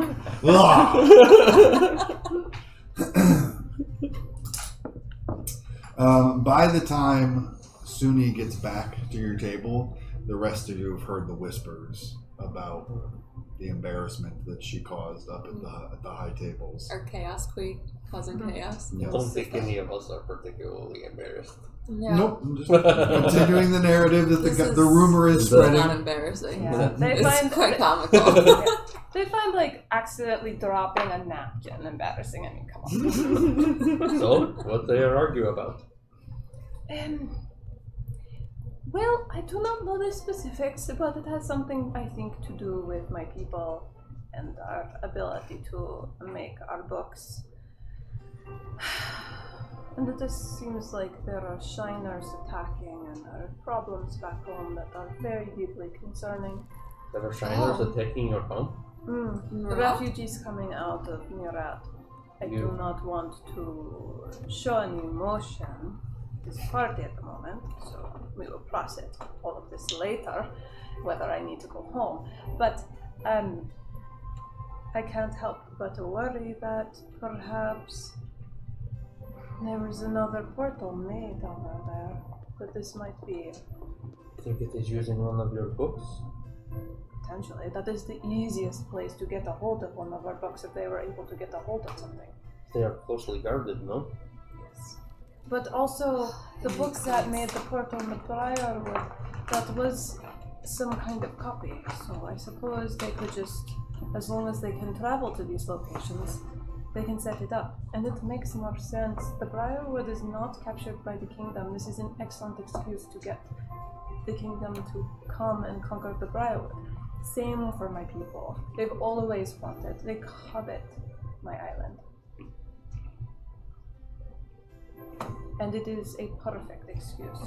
We save the people, we keep everyone safe. They create a problem that needs to be dealt with. But the kingdom does protect people. It protects its citizens.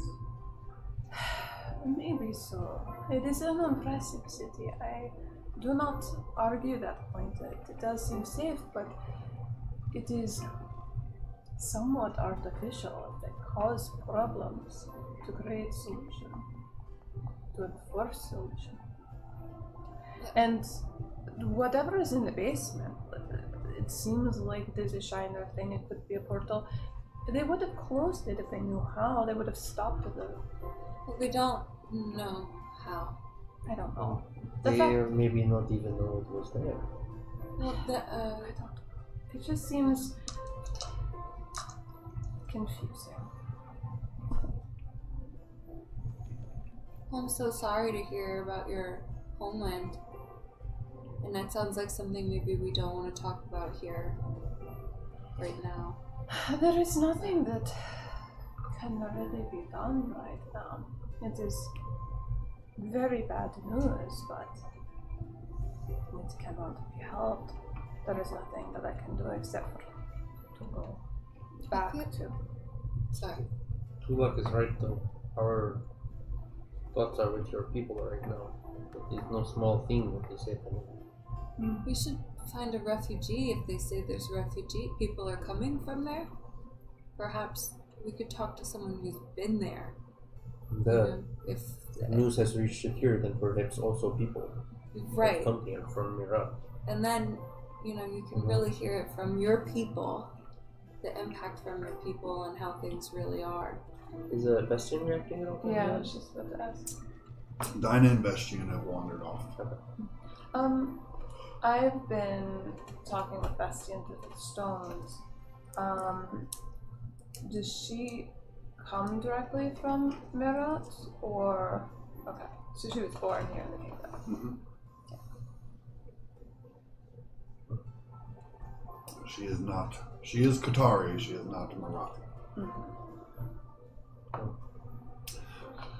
But as all of you regather at your dinner table, the final desserts are being brought out. Lots of information to be digested and discussed. Let's take a break there and come back in a few minutes to wrap up the feast.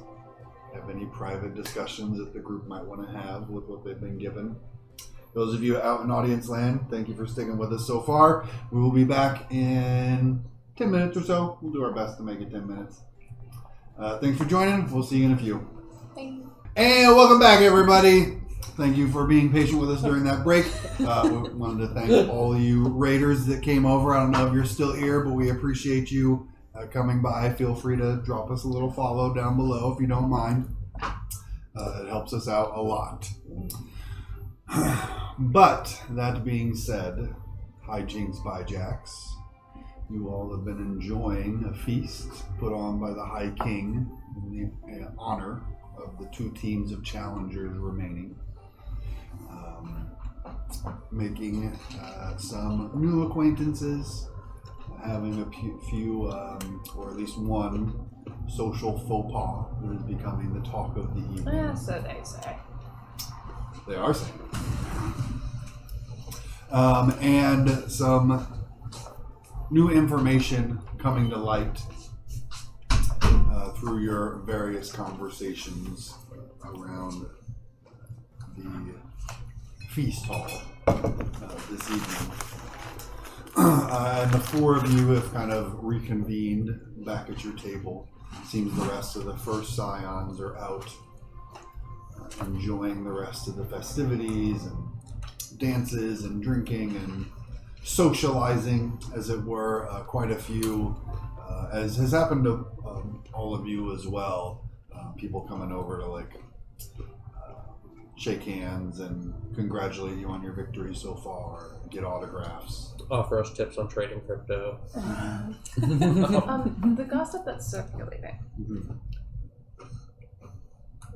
I'm listening in.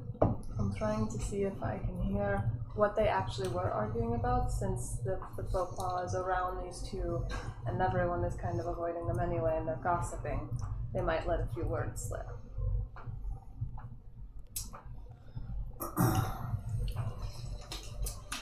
Not much of their conversation has gotten out.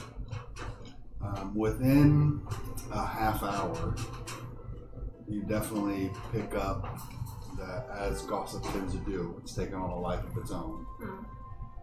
To the point that half of the attendees swear that you had spilt wine on the High Princess. And the other half, are assuring everyone that it wasn't wine, that you were actually drunk as a skunk and puked on their table.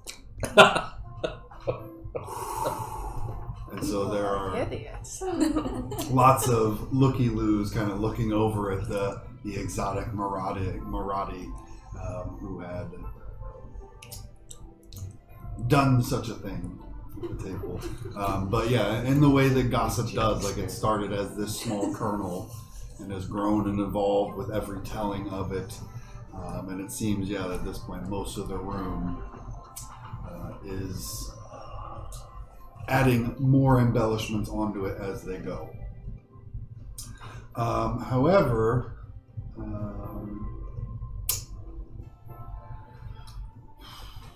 if you wanted to make a knowledge roll. Okay.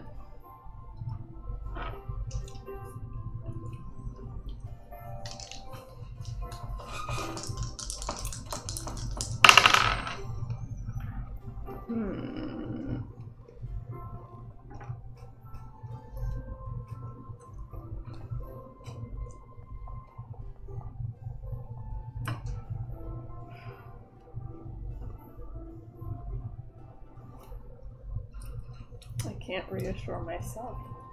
That is unfortunate.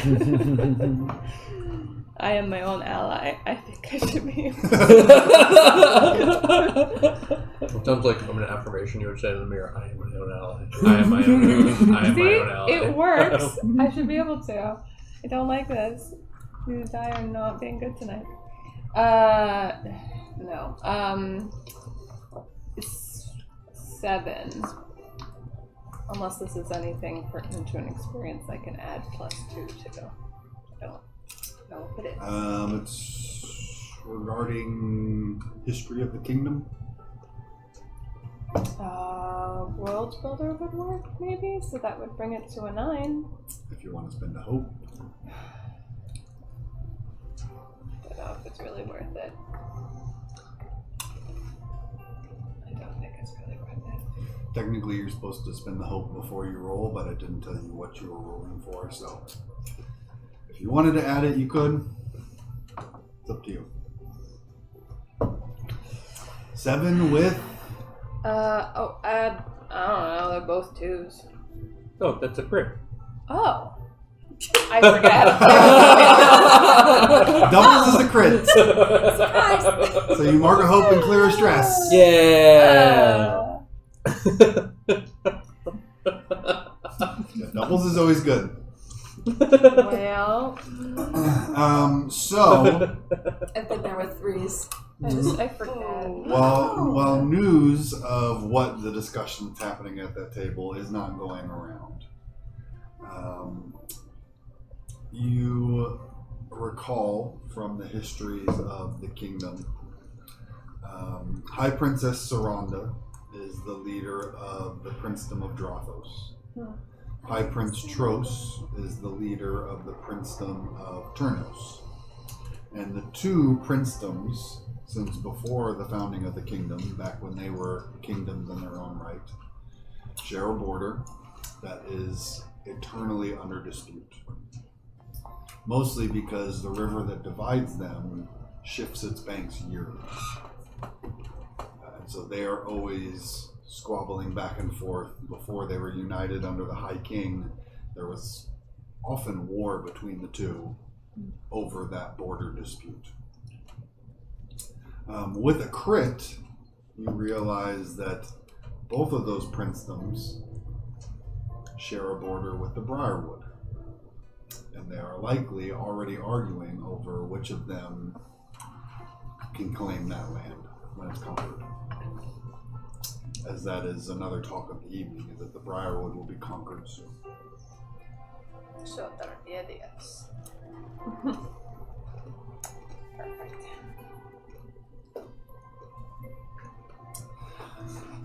The rest of the night winds down. There is definitely...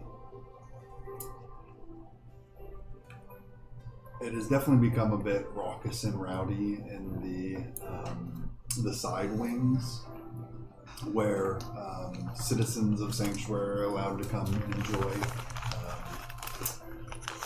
They've kind of, it seems they've lost any kind of nervousness or awe factor of being in the Citadel, and now it's just like they're getting drunk and music is playing and there's pretty girls about. So it's starting to get a little bit more of like the tavern atmosphere. You can see many of the nobles a little uncomfortable with this or making their polite farewells for the evening and heading back to their own private estates or their own more secluded gatherings.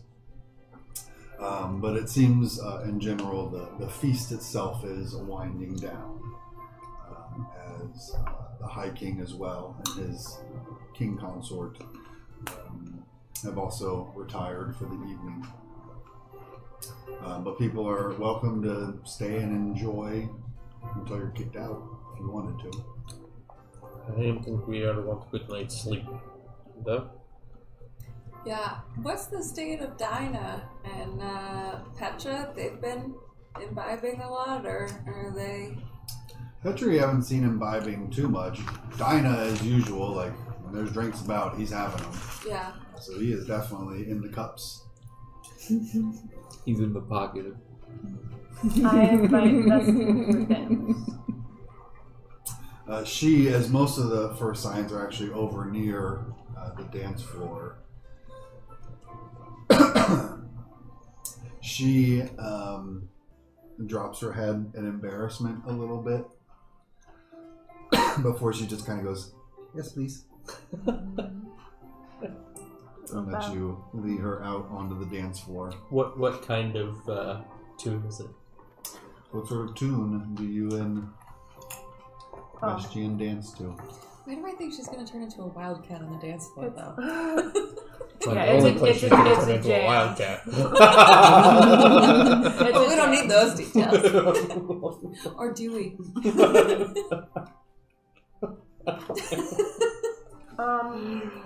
Yeah, something like upbeat, like you're made to dance to. It has a nice rhythm to it. You get exercise from dancing to something like this. Those of you watching can see that Vestian is very, despite her usual nimble grace, on the dance floor it looks very awkward, very self-conscious, but also really seems to be enjoying the time with Suni. Almost enough to make her forget how self-conscious she is in the moment. So I see her feeling a little self-conscious and her movements are kind of awkward while we're dancing. It's a lot of running mans. Yeah. I'm just like, pretend that we are sparring. And I just kind of start moving like that where she can... Her claws come out. Pretend. They go back in. And so I dance with her, like doing like kind of almost Tai Chi on the dance floor with her, but to the rhythm. She attempts to join in, and you can definitely see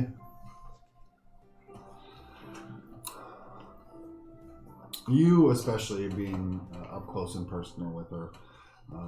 The awkwardness isn't only from the self-consciousness, but also even this informal, limited intimacy seems very strange and alien to her.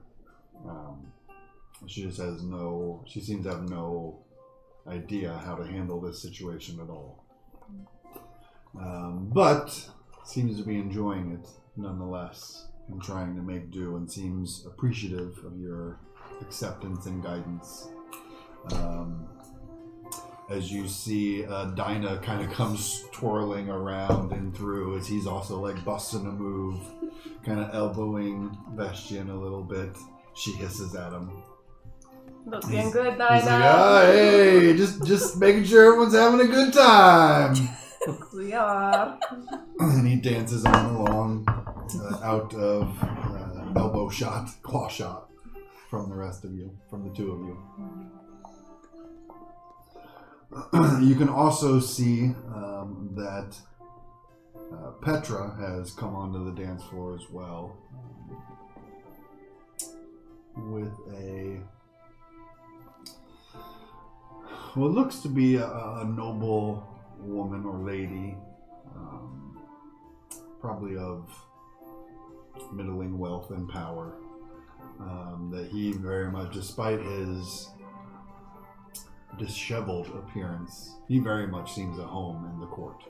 And seems to know, like, you know, all the dance moves and the like. And then the woman he's dancing with seems familiar with him. Just, they seem to be kind of, she more than he is, you know, laughing and having a good time. And he every once in a while cracks a bit of a smile. Do they seem to know each other? They seem that like they knew each other before this year. Interesting.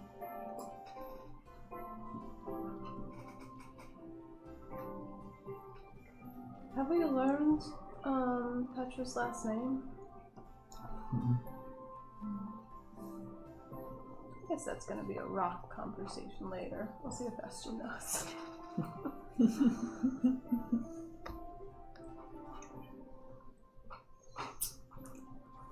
Vestian, as the song comes to an end, and you see she still kind of looking around at everyone around her and out in the audience, and she just says, "If anybody laughs at me, I'll kill them. You'll help me, right?" Sure, I can tie someone up for you. Good. And you see she's almost like daring anyone to laugh at her in this moment, as she looks around and just says, "I've never danced before." You're pretty good at it when you stop worrying about what other people will think. And truthfully, everyone just is pretty self-centered on them. They don't really look at us as much as you think. All those people gossiping about me, it's just so that they can feel good and have something to say. Did you really throw up on them? No. They make their wild stories. We can share it with one another and seem important.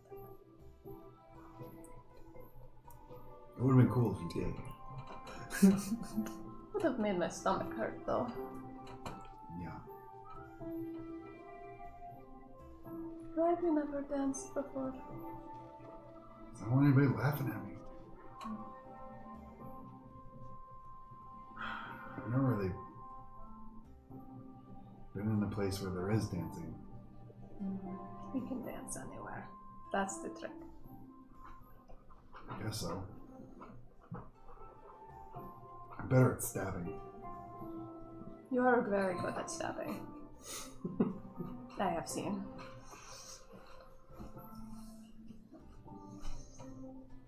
Why are you nice to me?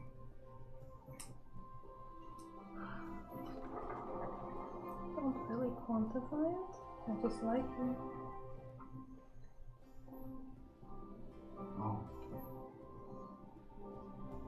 I think I like you too. I have noticed. It won't stop me from stabbing you tomorrow. Well, that is something that we're supposed to do. Raka says if we win, we can make a lot of money.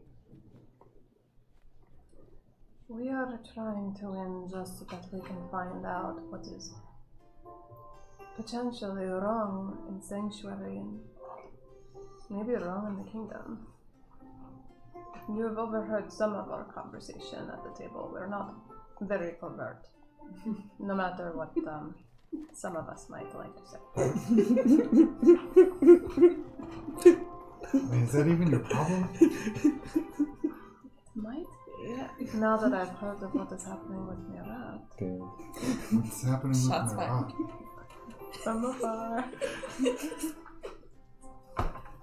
They're saying that there's an outbreak of shiners.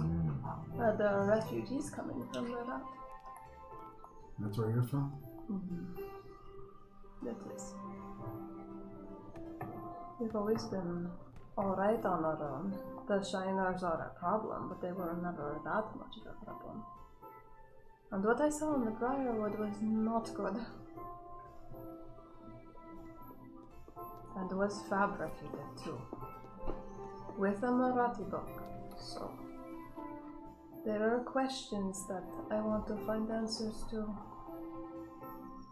If not for the kingdom, then for my people. For me. How are you gonna do that? Hopefully, even if you stop me, we will be able to win as champions, and then be granted entry to that basement to find out why that amulet that was staring at that Shiner port on the Briarwood is also staring at the basement of the convocation. This all seems really big. Wouldn't it just be easier to get rich? It would, but I'm a very curious cat, and what is the point of being rich when the world around you might be falling apart?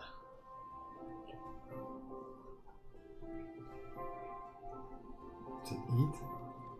That is true, but if it is hard to find food and get food, and people are just going to try to fight over it, money becomes less and less of a strong asset.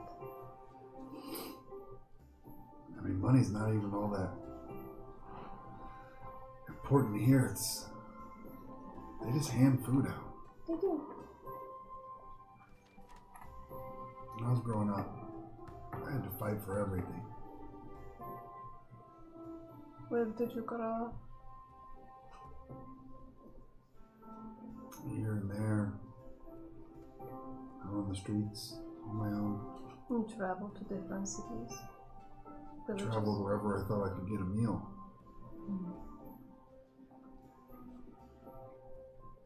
Then I met Glackus.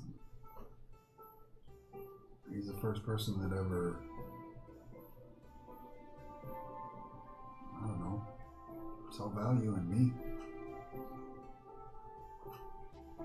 Told me if I travel with him, I'd always have food in my belly. And more gold than I knew what to do with. So far, he's been right. Has he still been kind even if you messed up or made a mistake?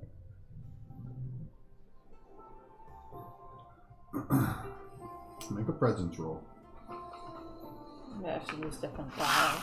Or maybe I should use these die. They did crit. I don't know. They did crit.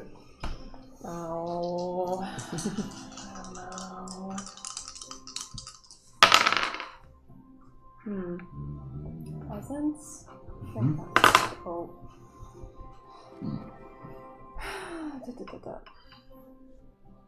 14 with fear. And I'm gonna get a die. With fear,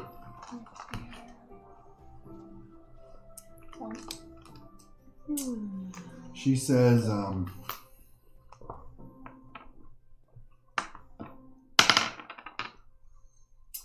he doesn't take losses well.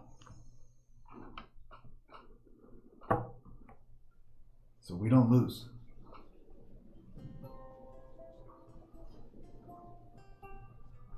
He can be pretty hard when he thinks we might lose, or when we do actually lose. But that's not a lot. We're pretty good at what we do. Well, it may not make much sense now, but you should know that your value is not conditioned. At least not to me. So even if you dance terribly, or you miss... You said I dance well! I'm saying even if you were to You dance see her terribly. claws go back in. Or to miss stabbing. I would still think that you are amazing. I think if I could blush, I would be. I can tell with your whiskers.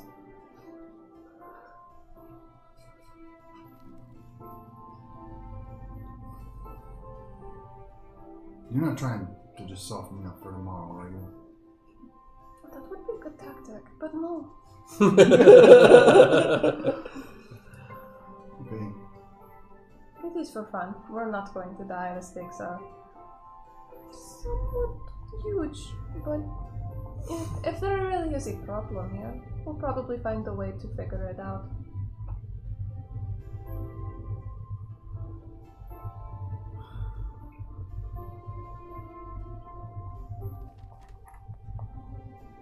Well, thanks for the dance.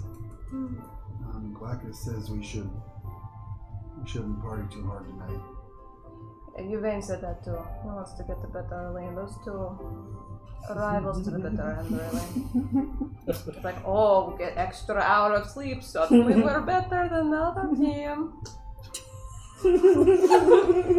Thing is, for every extra hour of sleep, you are, I think, maybe 7 to 10% better than other team. Whoa, 7 to 10%? I am think that there is more research that needs to be That's done. crazy. I've never 7 to learned 10 that in anyways. any of my time as a dragon defender in training. Every extra Why hour did of they sleep, never- 7 you- to 10%.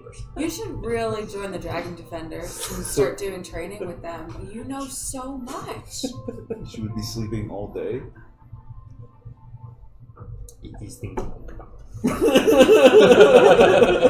Should we have skipped the feast? You see, as you both say this, she looks over and Glackus, Petra, and Dinah are all kind of standing off to the dance floor. Like it seems like they're waiting for her. And she just says, "Well, thanks again. Thanks. See you tomorrow." She like goes for half a handshake and half a hug, and it I do just the man. becomes I this- do the becomes guy this hug. The awkward guy hug. Bring it in. thing. You go for the handshake, bro hug. Bro hug. She lined it up for me. I just bring it home. Daps them up. You bring it in. You can feel this tension. She is rigid and taut. And some of that, just like a shaving of the outer layer, melts a little bit in the hug. Before she like pulls back away from it. You see she looks over at her friends and Dinah's like giving a big thumbs up. Glackus and Petra are just like shaking their heads. She goes to walk back over. You just hear her say to him, "You say a fucking word, I'll kill all of you." And they turn and walk away with her. After I cackle, I'll go back to getting them. So, we're going to bed now? So, how was your dance? Very good, thank you. No? You want to get advantage for tomorrow, soften her up a little bit? Maybe. That is good. Okay, so thing is, extra hour of sleep, 7 to 10% improvement. So what if we slept all day though?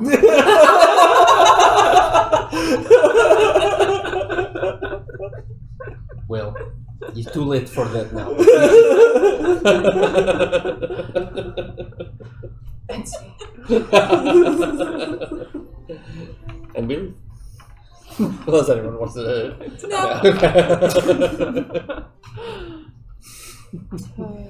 was good. It's fun. Your evening at the grand feast comes to an end as you all head out. The carriage still waiting for you with its spectral steeds to tow it along and bring you back to your dorms at the academy.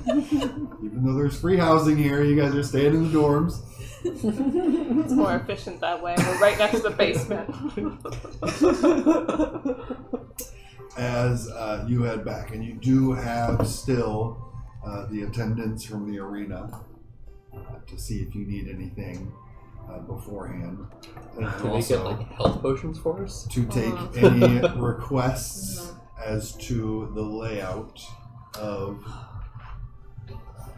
the arena for your bout tomorrow, which I thought might be a good chance here at the end of the stream. You guys can talk as a group in person at the table live and with chat. Anybody in chat has suggestions, feel free to shout them out in chat and I will share them with the rest of the group, help them brainstorm how they can design this arena.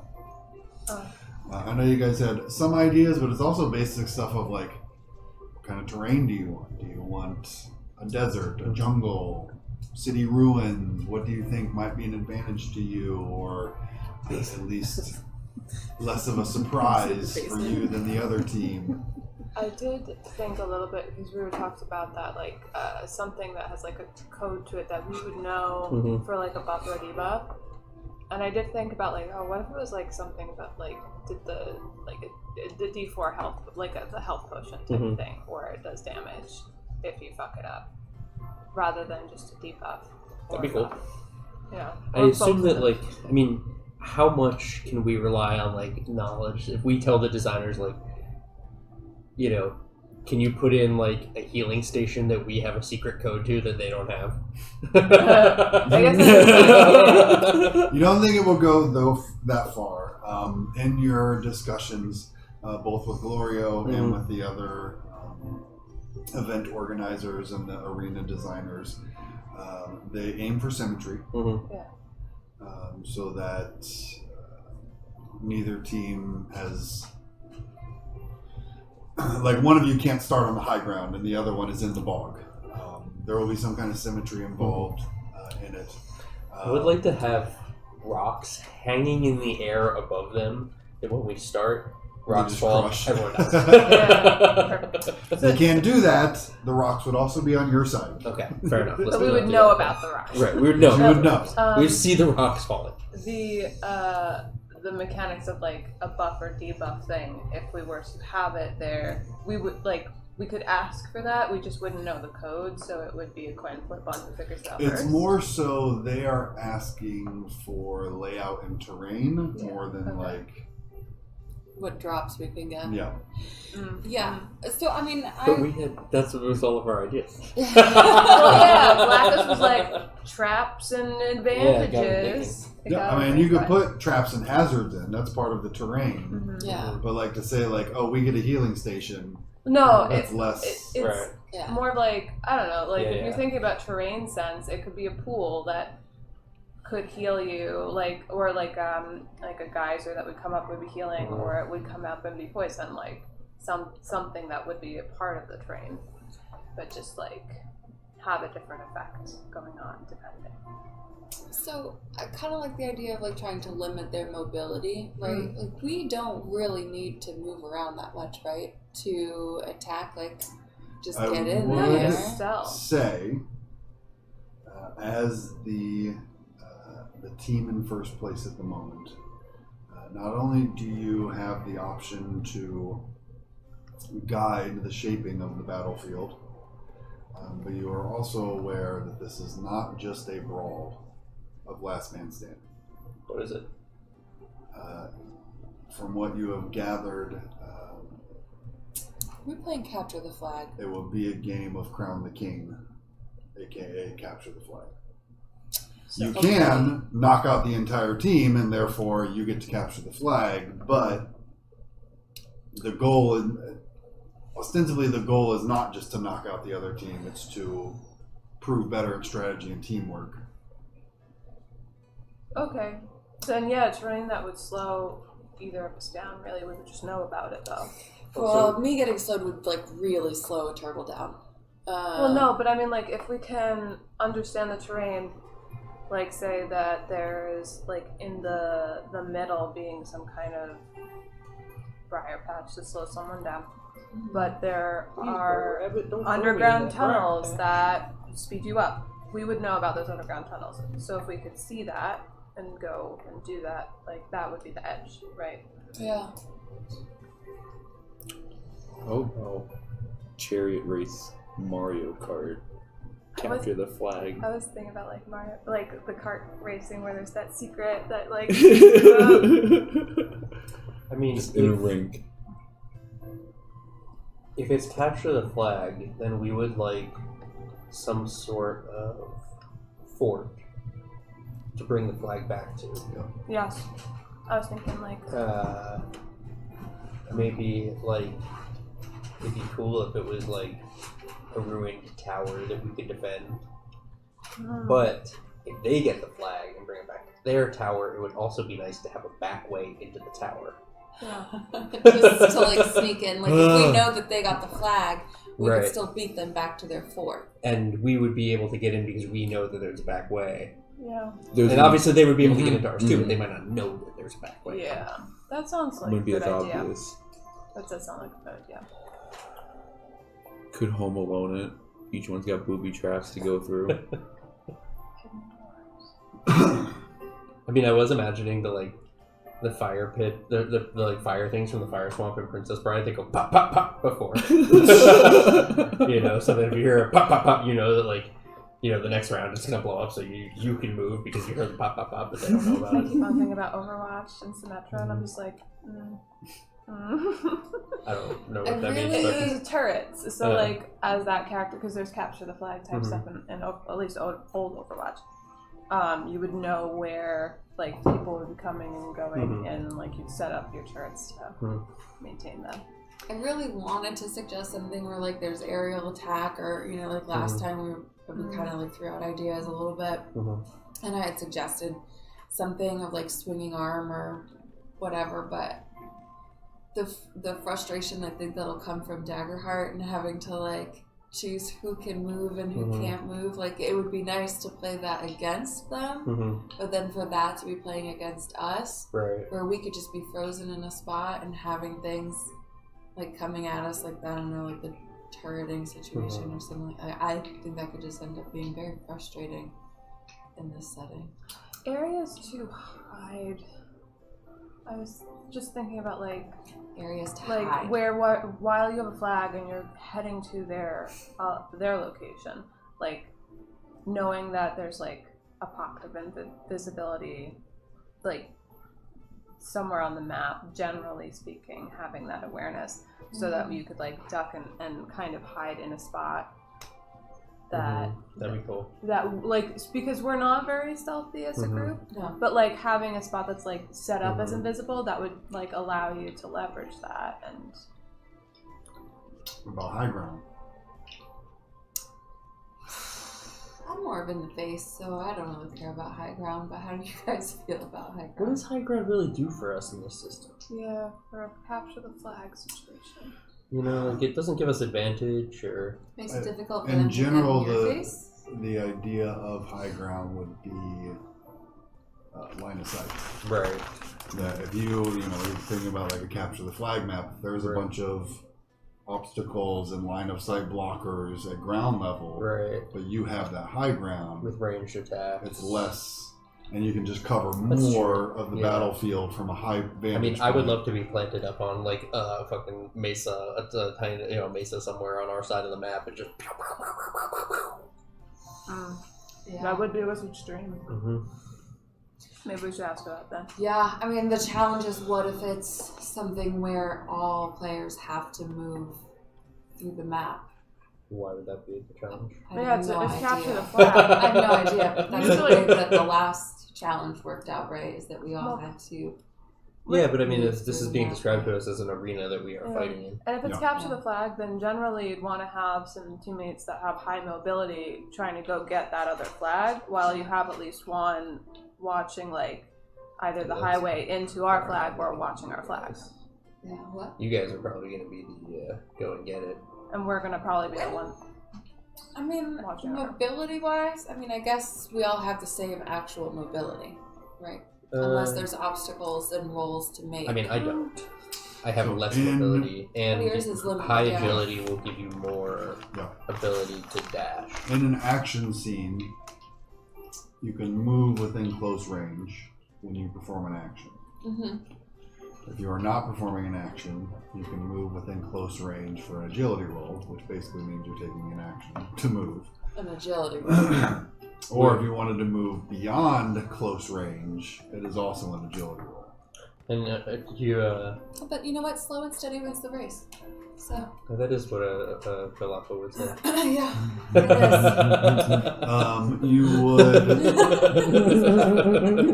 You would also kind of meta knowledge here that in universe your characters would someone be aware of.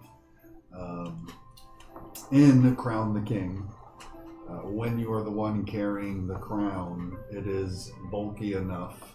Anybody could carry it, but it's bulky enough that you can't really attack while you're carrying it. So it's kind of, as soon as you have it, your job is to get back with it, and you can't. But like, what if somebody had a shield, like a big ol' shield, and it could not be stopped? The big old shield would be less effective because they're carrying the crown. But if they had a so shield, they're not like right. They're not in this position. But part of their just shield is wear there. the crown. Well, that's Could the crown be a belt? No. It is something that Could it be a sash? mechanically it is going to take your hands to carry. so. That's why you would go with. You would have a team of 2 going to get the flag because the one person's capturing it, they can't attack, and the other person's got to. Basically, you grab it. Mogar blocks for you. We provide overwatch and cover. This is covering literally fire. very But the similar to opposite, because I block Mogar. But Mogar hits people better than you do, right? But if Mogar just has to move, you are very good at not taking damage while getting hit. I think it'll just depend on what I mean, we're trying to do. it rolls If out we of have to balance. just move, then he takes it.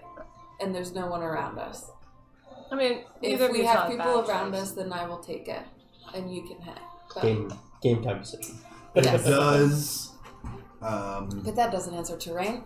It doesn't answer terrain. It does also, so like it takes an action obviously to pick up the flag. It also takes an action to drop the flag. So if you wanted to swap who's carrying it, one of you has to take an action to drop it, one of you has to take an action to pick it up. Oof.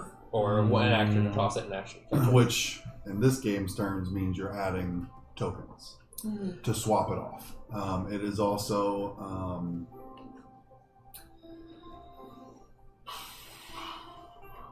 in the rules of the game, you cannot touch your own flag. So if the team gets it out and starts to move it, and you take them down, the flag stays where it was. So every time, Oh my god. So there's which is the same for you guys. The closer you get it to your base, they can't bring it back. Oh, So so we there's have no to have reason. them wear it, and then we drag them back. Does that work? If they're still holding it, can we like grab them by the ankles and drag them back? grappler. You can grapple someone that is carrying the crown. They cannot be moved. They can't be moved. They become infinitely dense. To some extent. Wow. They, Okay.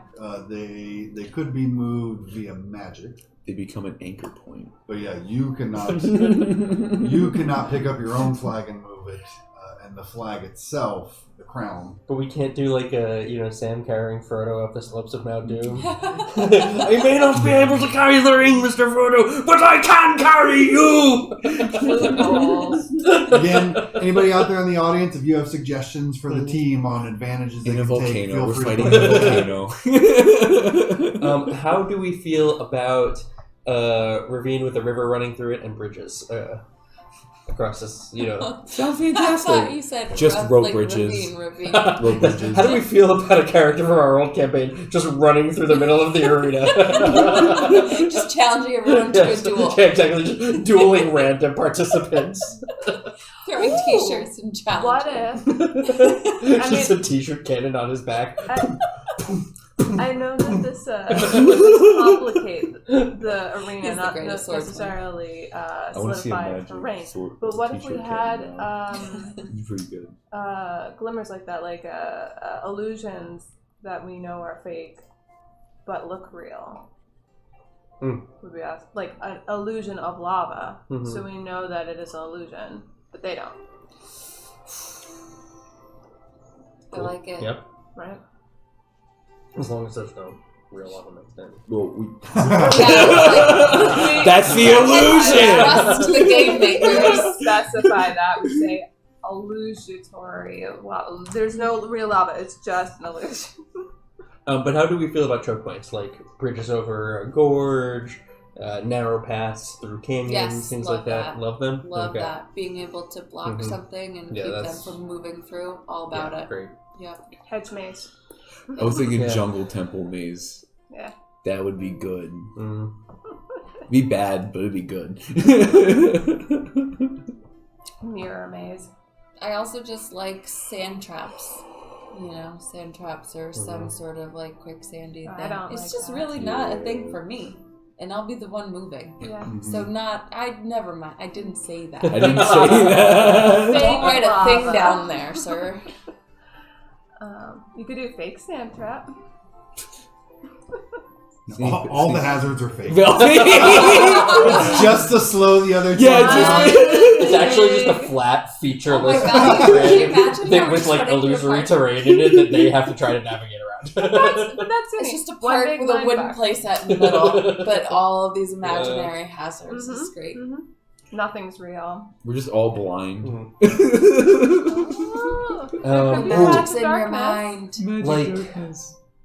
Like a watchtower in StarCraft, where like if you're next to it, you get extra vision, and like you know, Yeah. like you have like advantage to spot hidden or stealthy creatures. Yeah. That's interesting.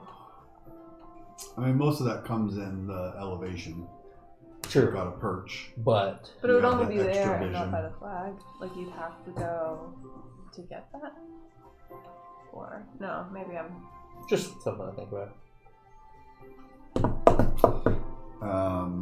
Is there a preference on terrain?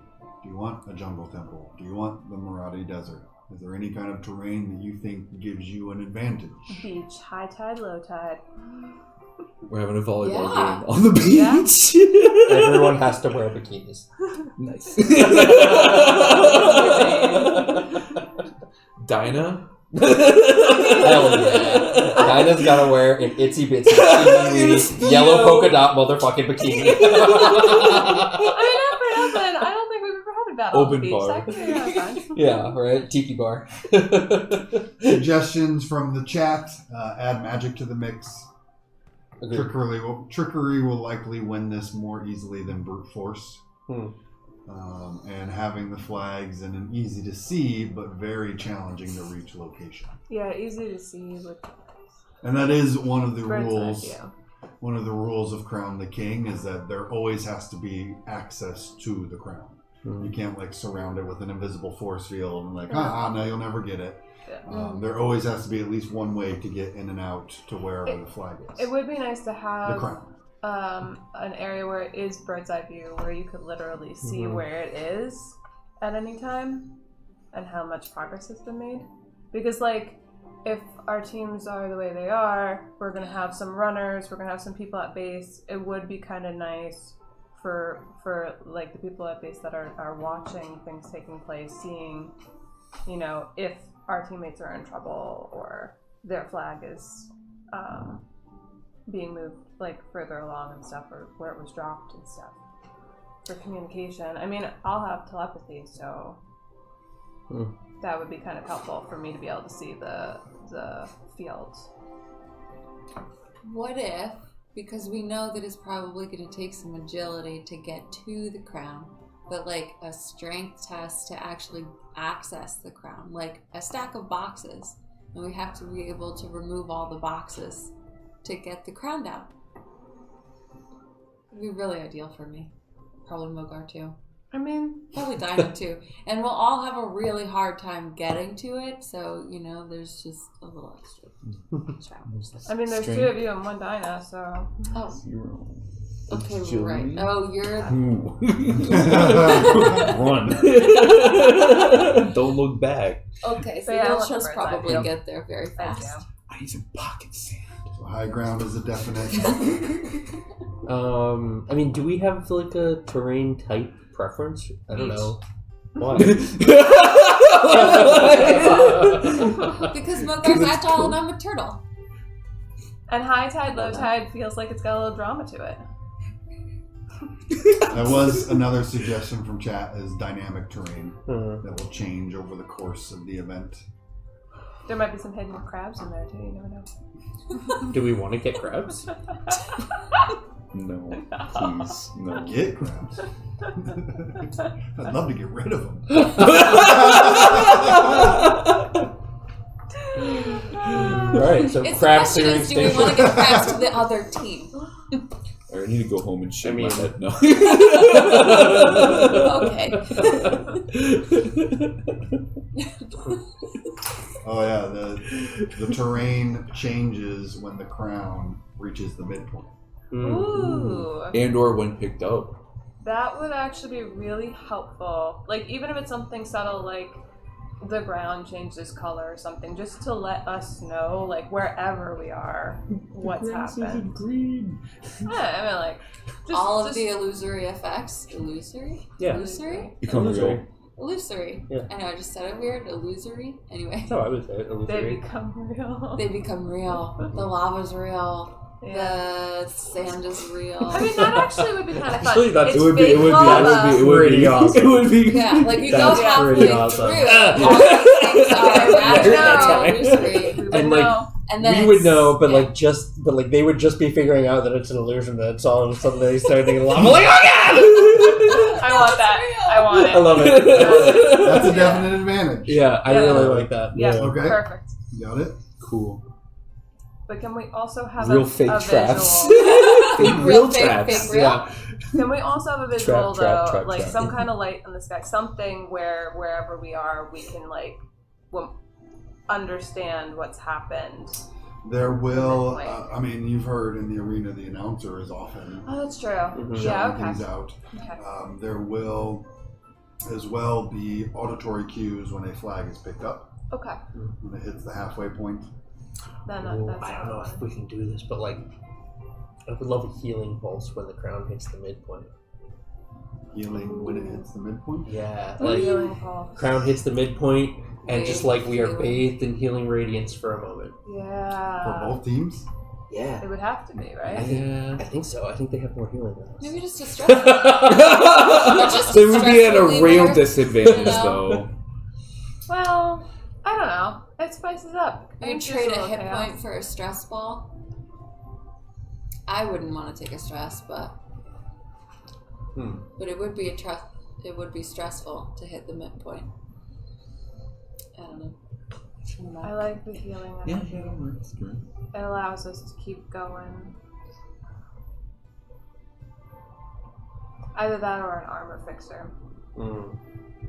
because it tends to be our armor goes down first. There Yeah. is in each team's base is a respawn room. If you are taken out, you respawn the next time you choose to take an action. You'll respawn, or you can choose to wait to be healed. It's a video game. You can also, if you're in the respawn room, you can spend an action token and do nothing, and it will give you the benefits of a short rest. But you are spending the action to do it. I Nice. see. That's so dope, though. When we respawn, if we die and respawn, do we respawn with cleared armor and hit points? Your armor stays the same, and you will have 1 hit point. Okay. Unless you do the short rest thing. Right, so you'll... Yeah, so then you... If you get knocked out, you can spend an action to go to the respawn room. Your armor will be at the same point, and you'll have 1 hit point. And then you can spend another But action. then spend an action to short rest in that Mhm. room, which will be an immediate short rest. That one will, even without a fail or a roll of fear, taking the short rest puts the action on to me. Okay. So it is an option you can take, but there is a cost to taking that. That's benefit. cool, though. And that, obviously the other team has the same Yeah. access to that you all do. Then for the midpoint thing, to add an element of chaos, maybe then like instead of a pulse of health, it could be a mending pulse to armor. Because then it's like, I mean, I don't know. I liked the idea of like almost like a little bit of a reset there. Mm-hmm. And you can, Yeah, I mean, I would be fine with either one. I think it makes more logical sense to have a healing pulse, but I mean, logic. Logic. whatever. We're talking about magical arena. But yeah, I It mean, is, either. for clarity, it is also, you don't have to respawn to take the short rest. You could head back to the respawn room and just spend an action in there to take a short rest without being knocked out as well. Should there be like a guardian for each tower, like a beast or something? That might slow things down. Yeah, we have to like, fight it, we're too. already. Yeah, I know. But we know. Yeah, but we know. We are. Like, once you get the crown back, then you have to fight this thing. Turn around. He's like looking at you. I just want to take my short rest, sir. I haven't brought the crown back yet. Will we know which of these suggestions are being implemented? Yeah. Okay. In fact, but when both teams, you guys have an advantage already because you get some of the design choices. But both teams are going to get 5 minutes to prep and like get into position before the game actually starts. But like, So you'll get a full layout of what you're dealing with. but like things like illusory traps becoming real traps, we'll know if that was implemented. Yes. Okay. Nice. Because I assume you won't be doing everything that we talked about. I have highlighted the ones that you seem most excited about, Mm. and the ones that just make sense for a challenge like this. I'm excited about that. But they'll think they're all illusions. A shiner hole. A shiner I'm portal? just fucking gaping shiner hole. Big, Oh my fat, God. shiner hole. You know- Listening. I know we're making jokes here. With a rug over but- it. Yeah. just a real thick, bushy rug. Yeah. My lord. But yeah, maybe a shiner portal. Let everyone know. Good Let everyone shiner rug know. over the shiner portal. Does it make a sound when shiners come out? Ugh. Alright, on that note. I need to leave. And with those I'm sorry. suggestions, I'm sorry. I'm sorry. I exist. we're fine. We're sorry for who we are. It's all Hudson's fault. With that note, if you don't have further suggestions on how the arena will be set up for the big challenge tomorrow, No shadows. no shiner hole. Do we want anything in the sky? No. Okay. Just a thought. No. I mean, I was sort of imagining like floating platforms that we could rain down death from. Interesting. But I would settle for just like a high tower spot. I do like the high viewpoint that I can see. Because I also like wouldn't really be able to get to a floating platform because I can't teleport because I didn't take that fucking goddamn. And it doesn't always work. And then you're just like standing there. Well, nothing always works. Except for your auto hit. An auto telepathy. Yeah. Doesn't do damage. No, it doesn't. Well, it can do emotional damage. If Emotional damage! If wielded right. Anyway. With that, with your suggestions and requests submitted to the event organizers, a final night of rest before the confrontation with the first Scions tomorrow evening awaits you. And some friendships and allies created today, or relationships progressed further in tonight's events. We will pick up with that next session. What week is it? Next week, as we pick up with that, getting into the actual final challenge of the tournament, where the winners, the victors, will be crowned champions of this year's Festival of Challenges. And hopefully we see all of you out there in audience land there, ready to come with it. Thank you for all the suggestions in chat. Thank you for the raid earlier tonight. If any of you are still here, we appreciate you. You're awesome. And yeah, we'll pick up with that next week. We'll see you all then. Be good to yourselves. Be good to each other.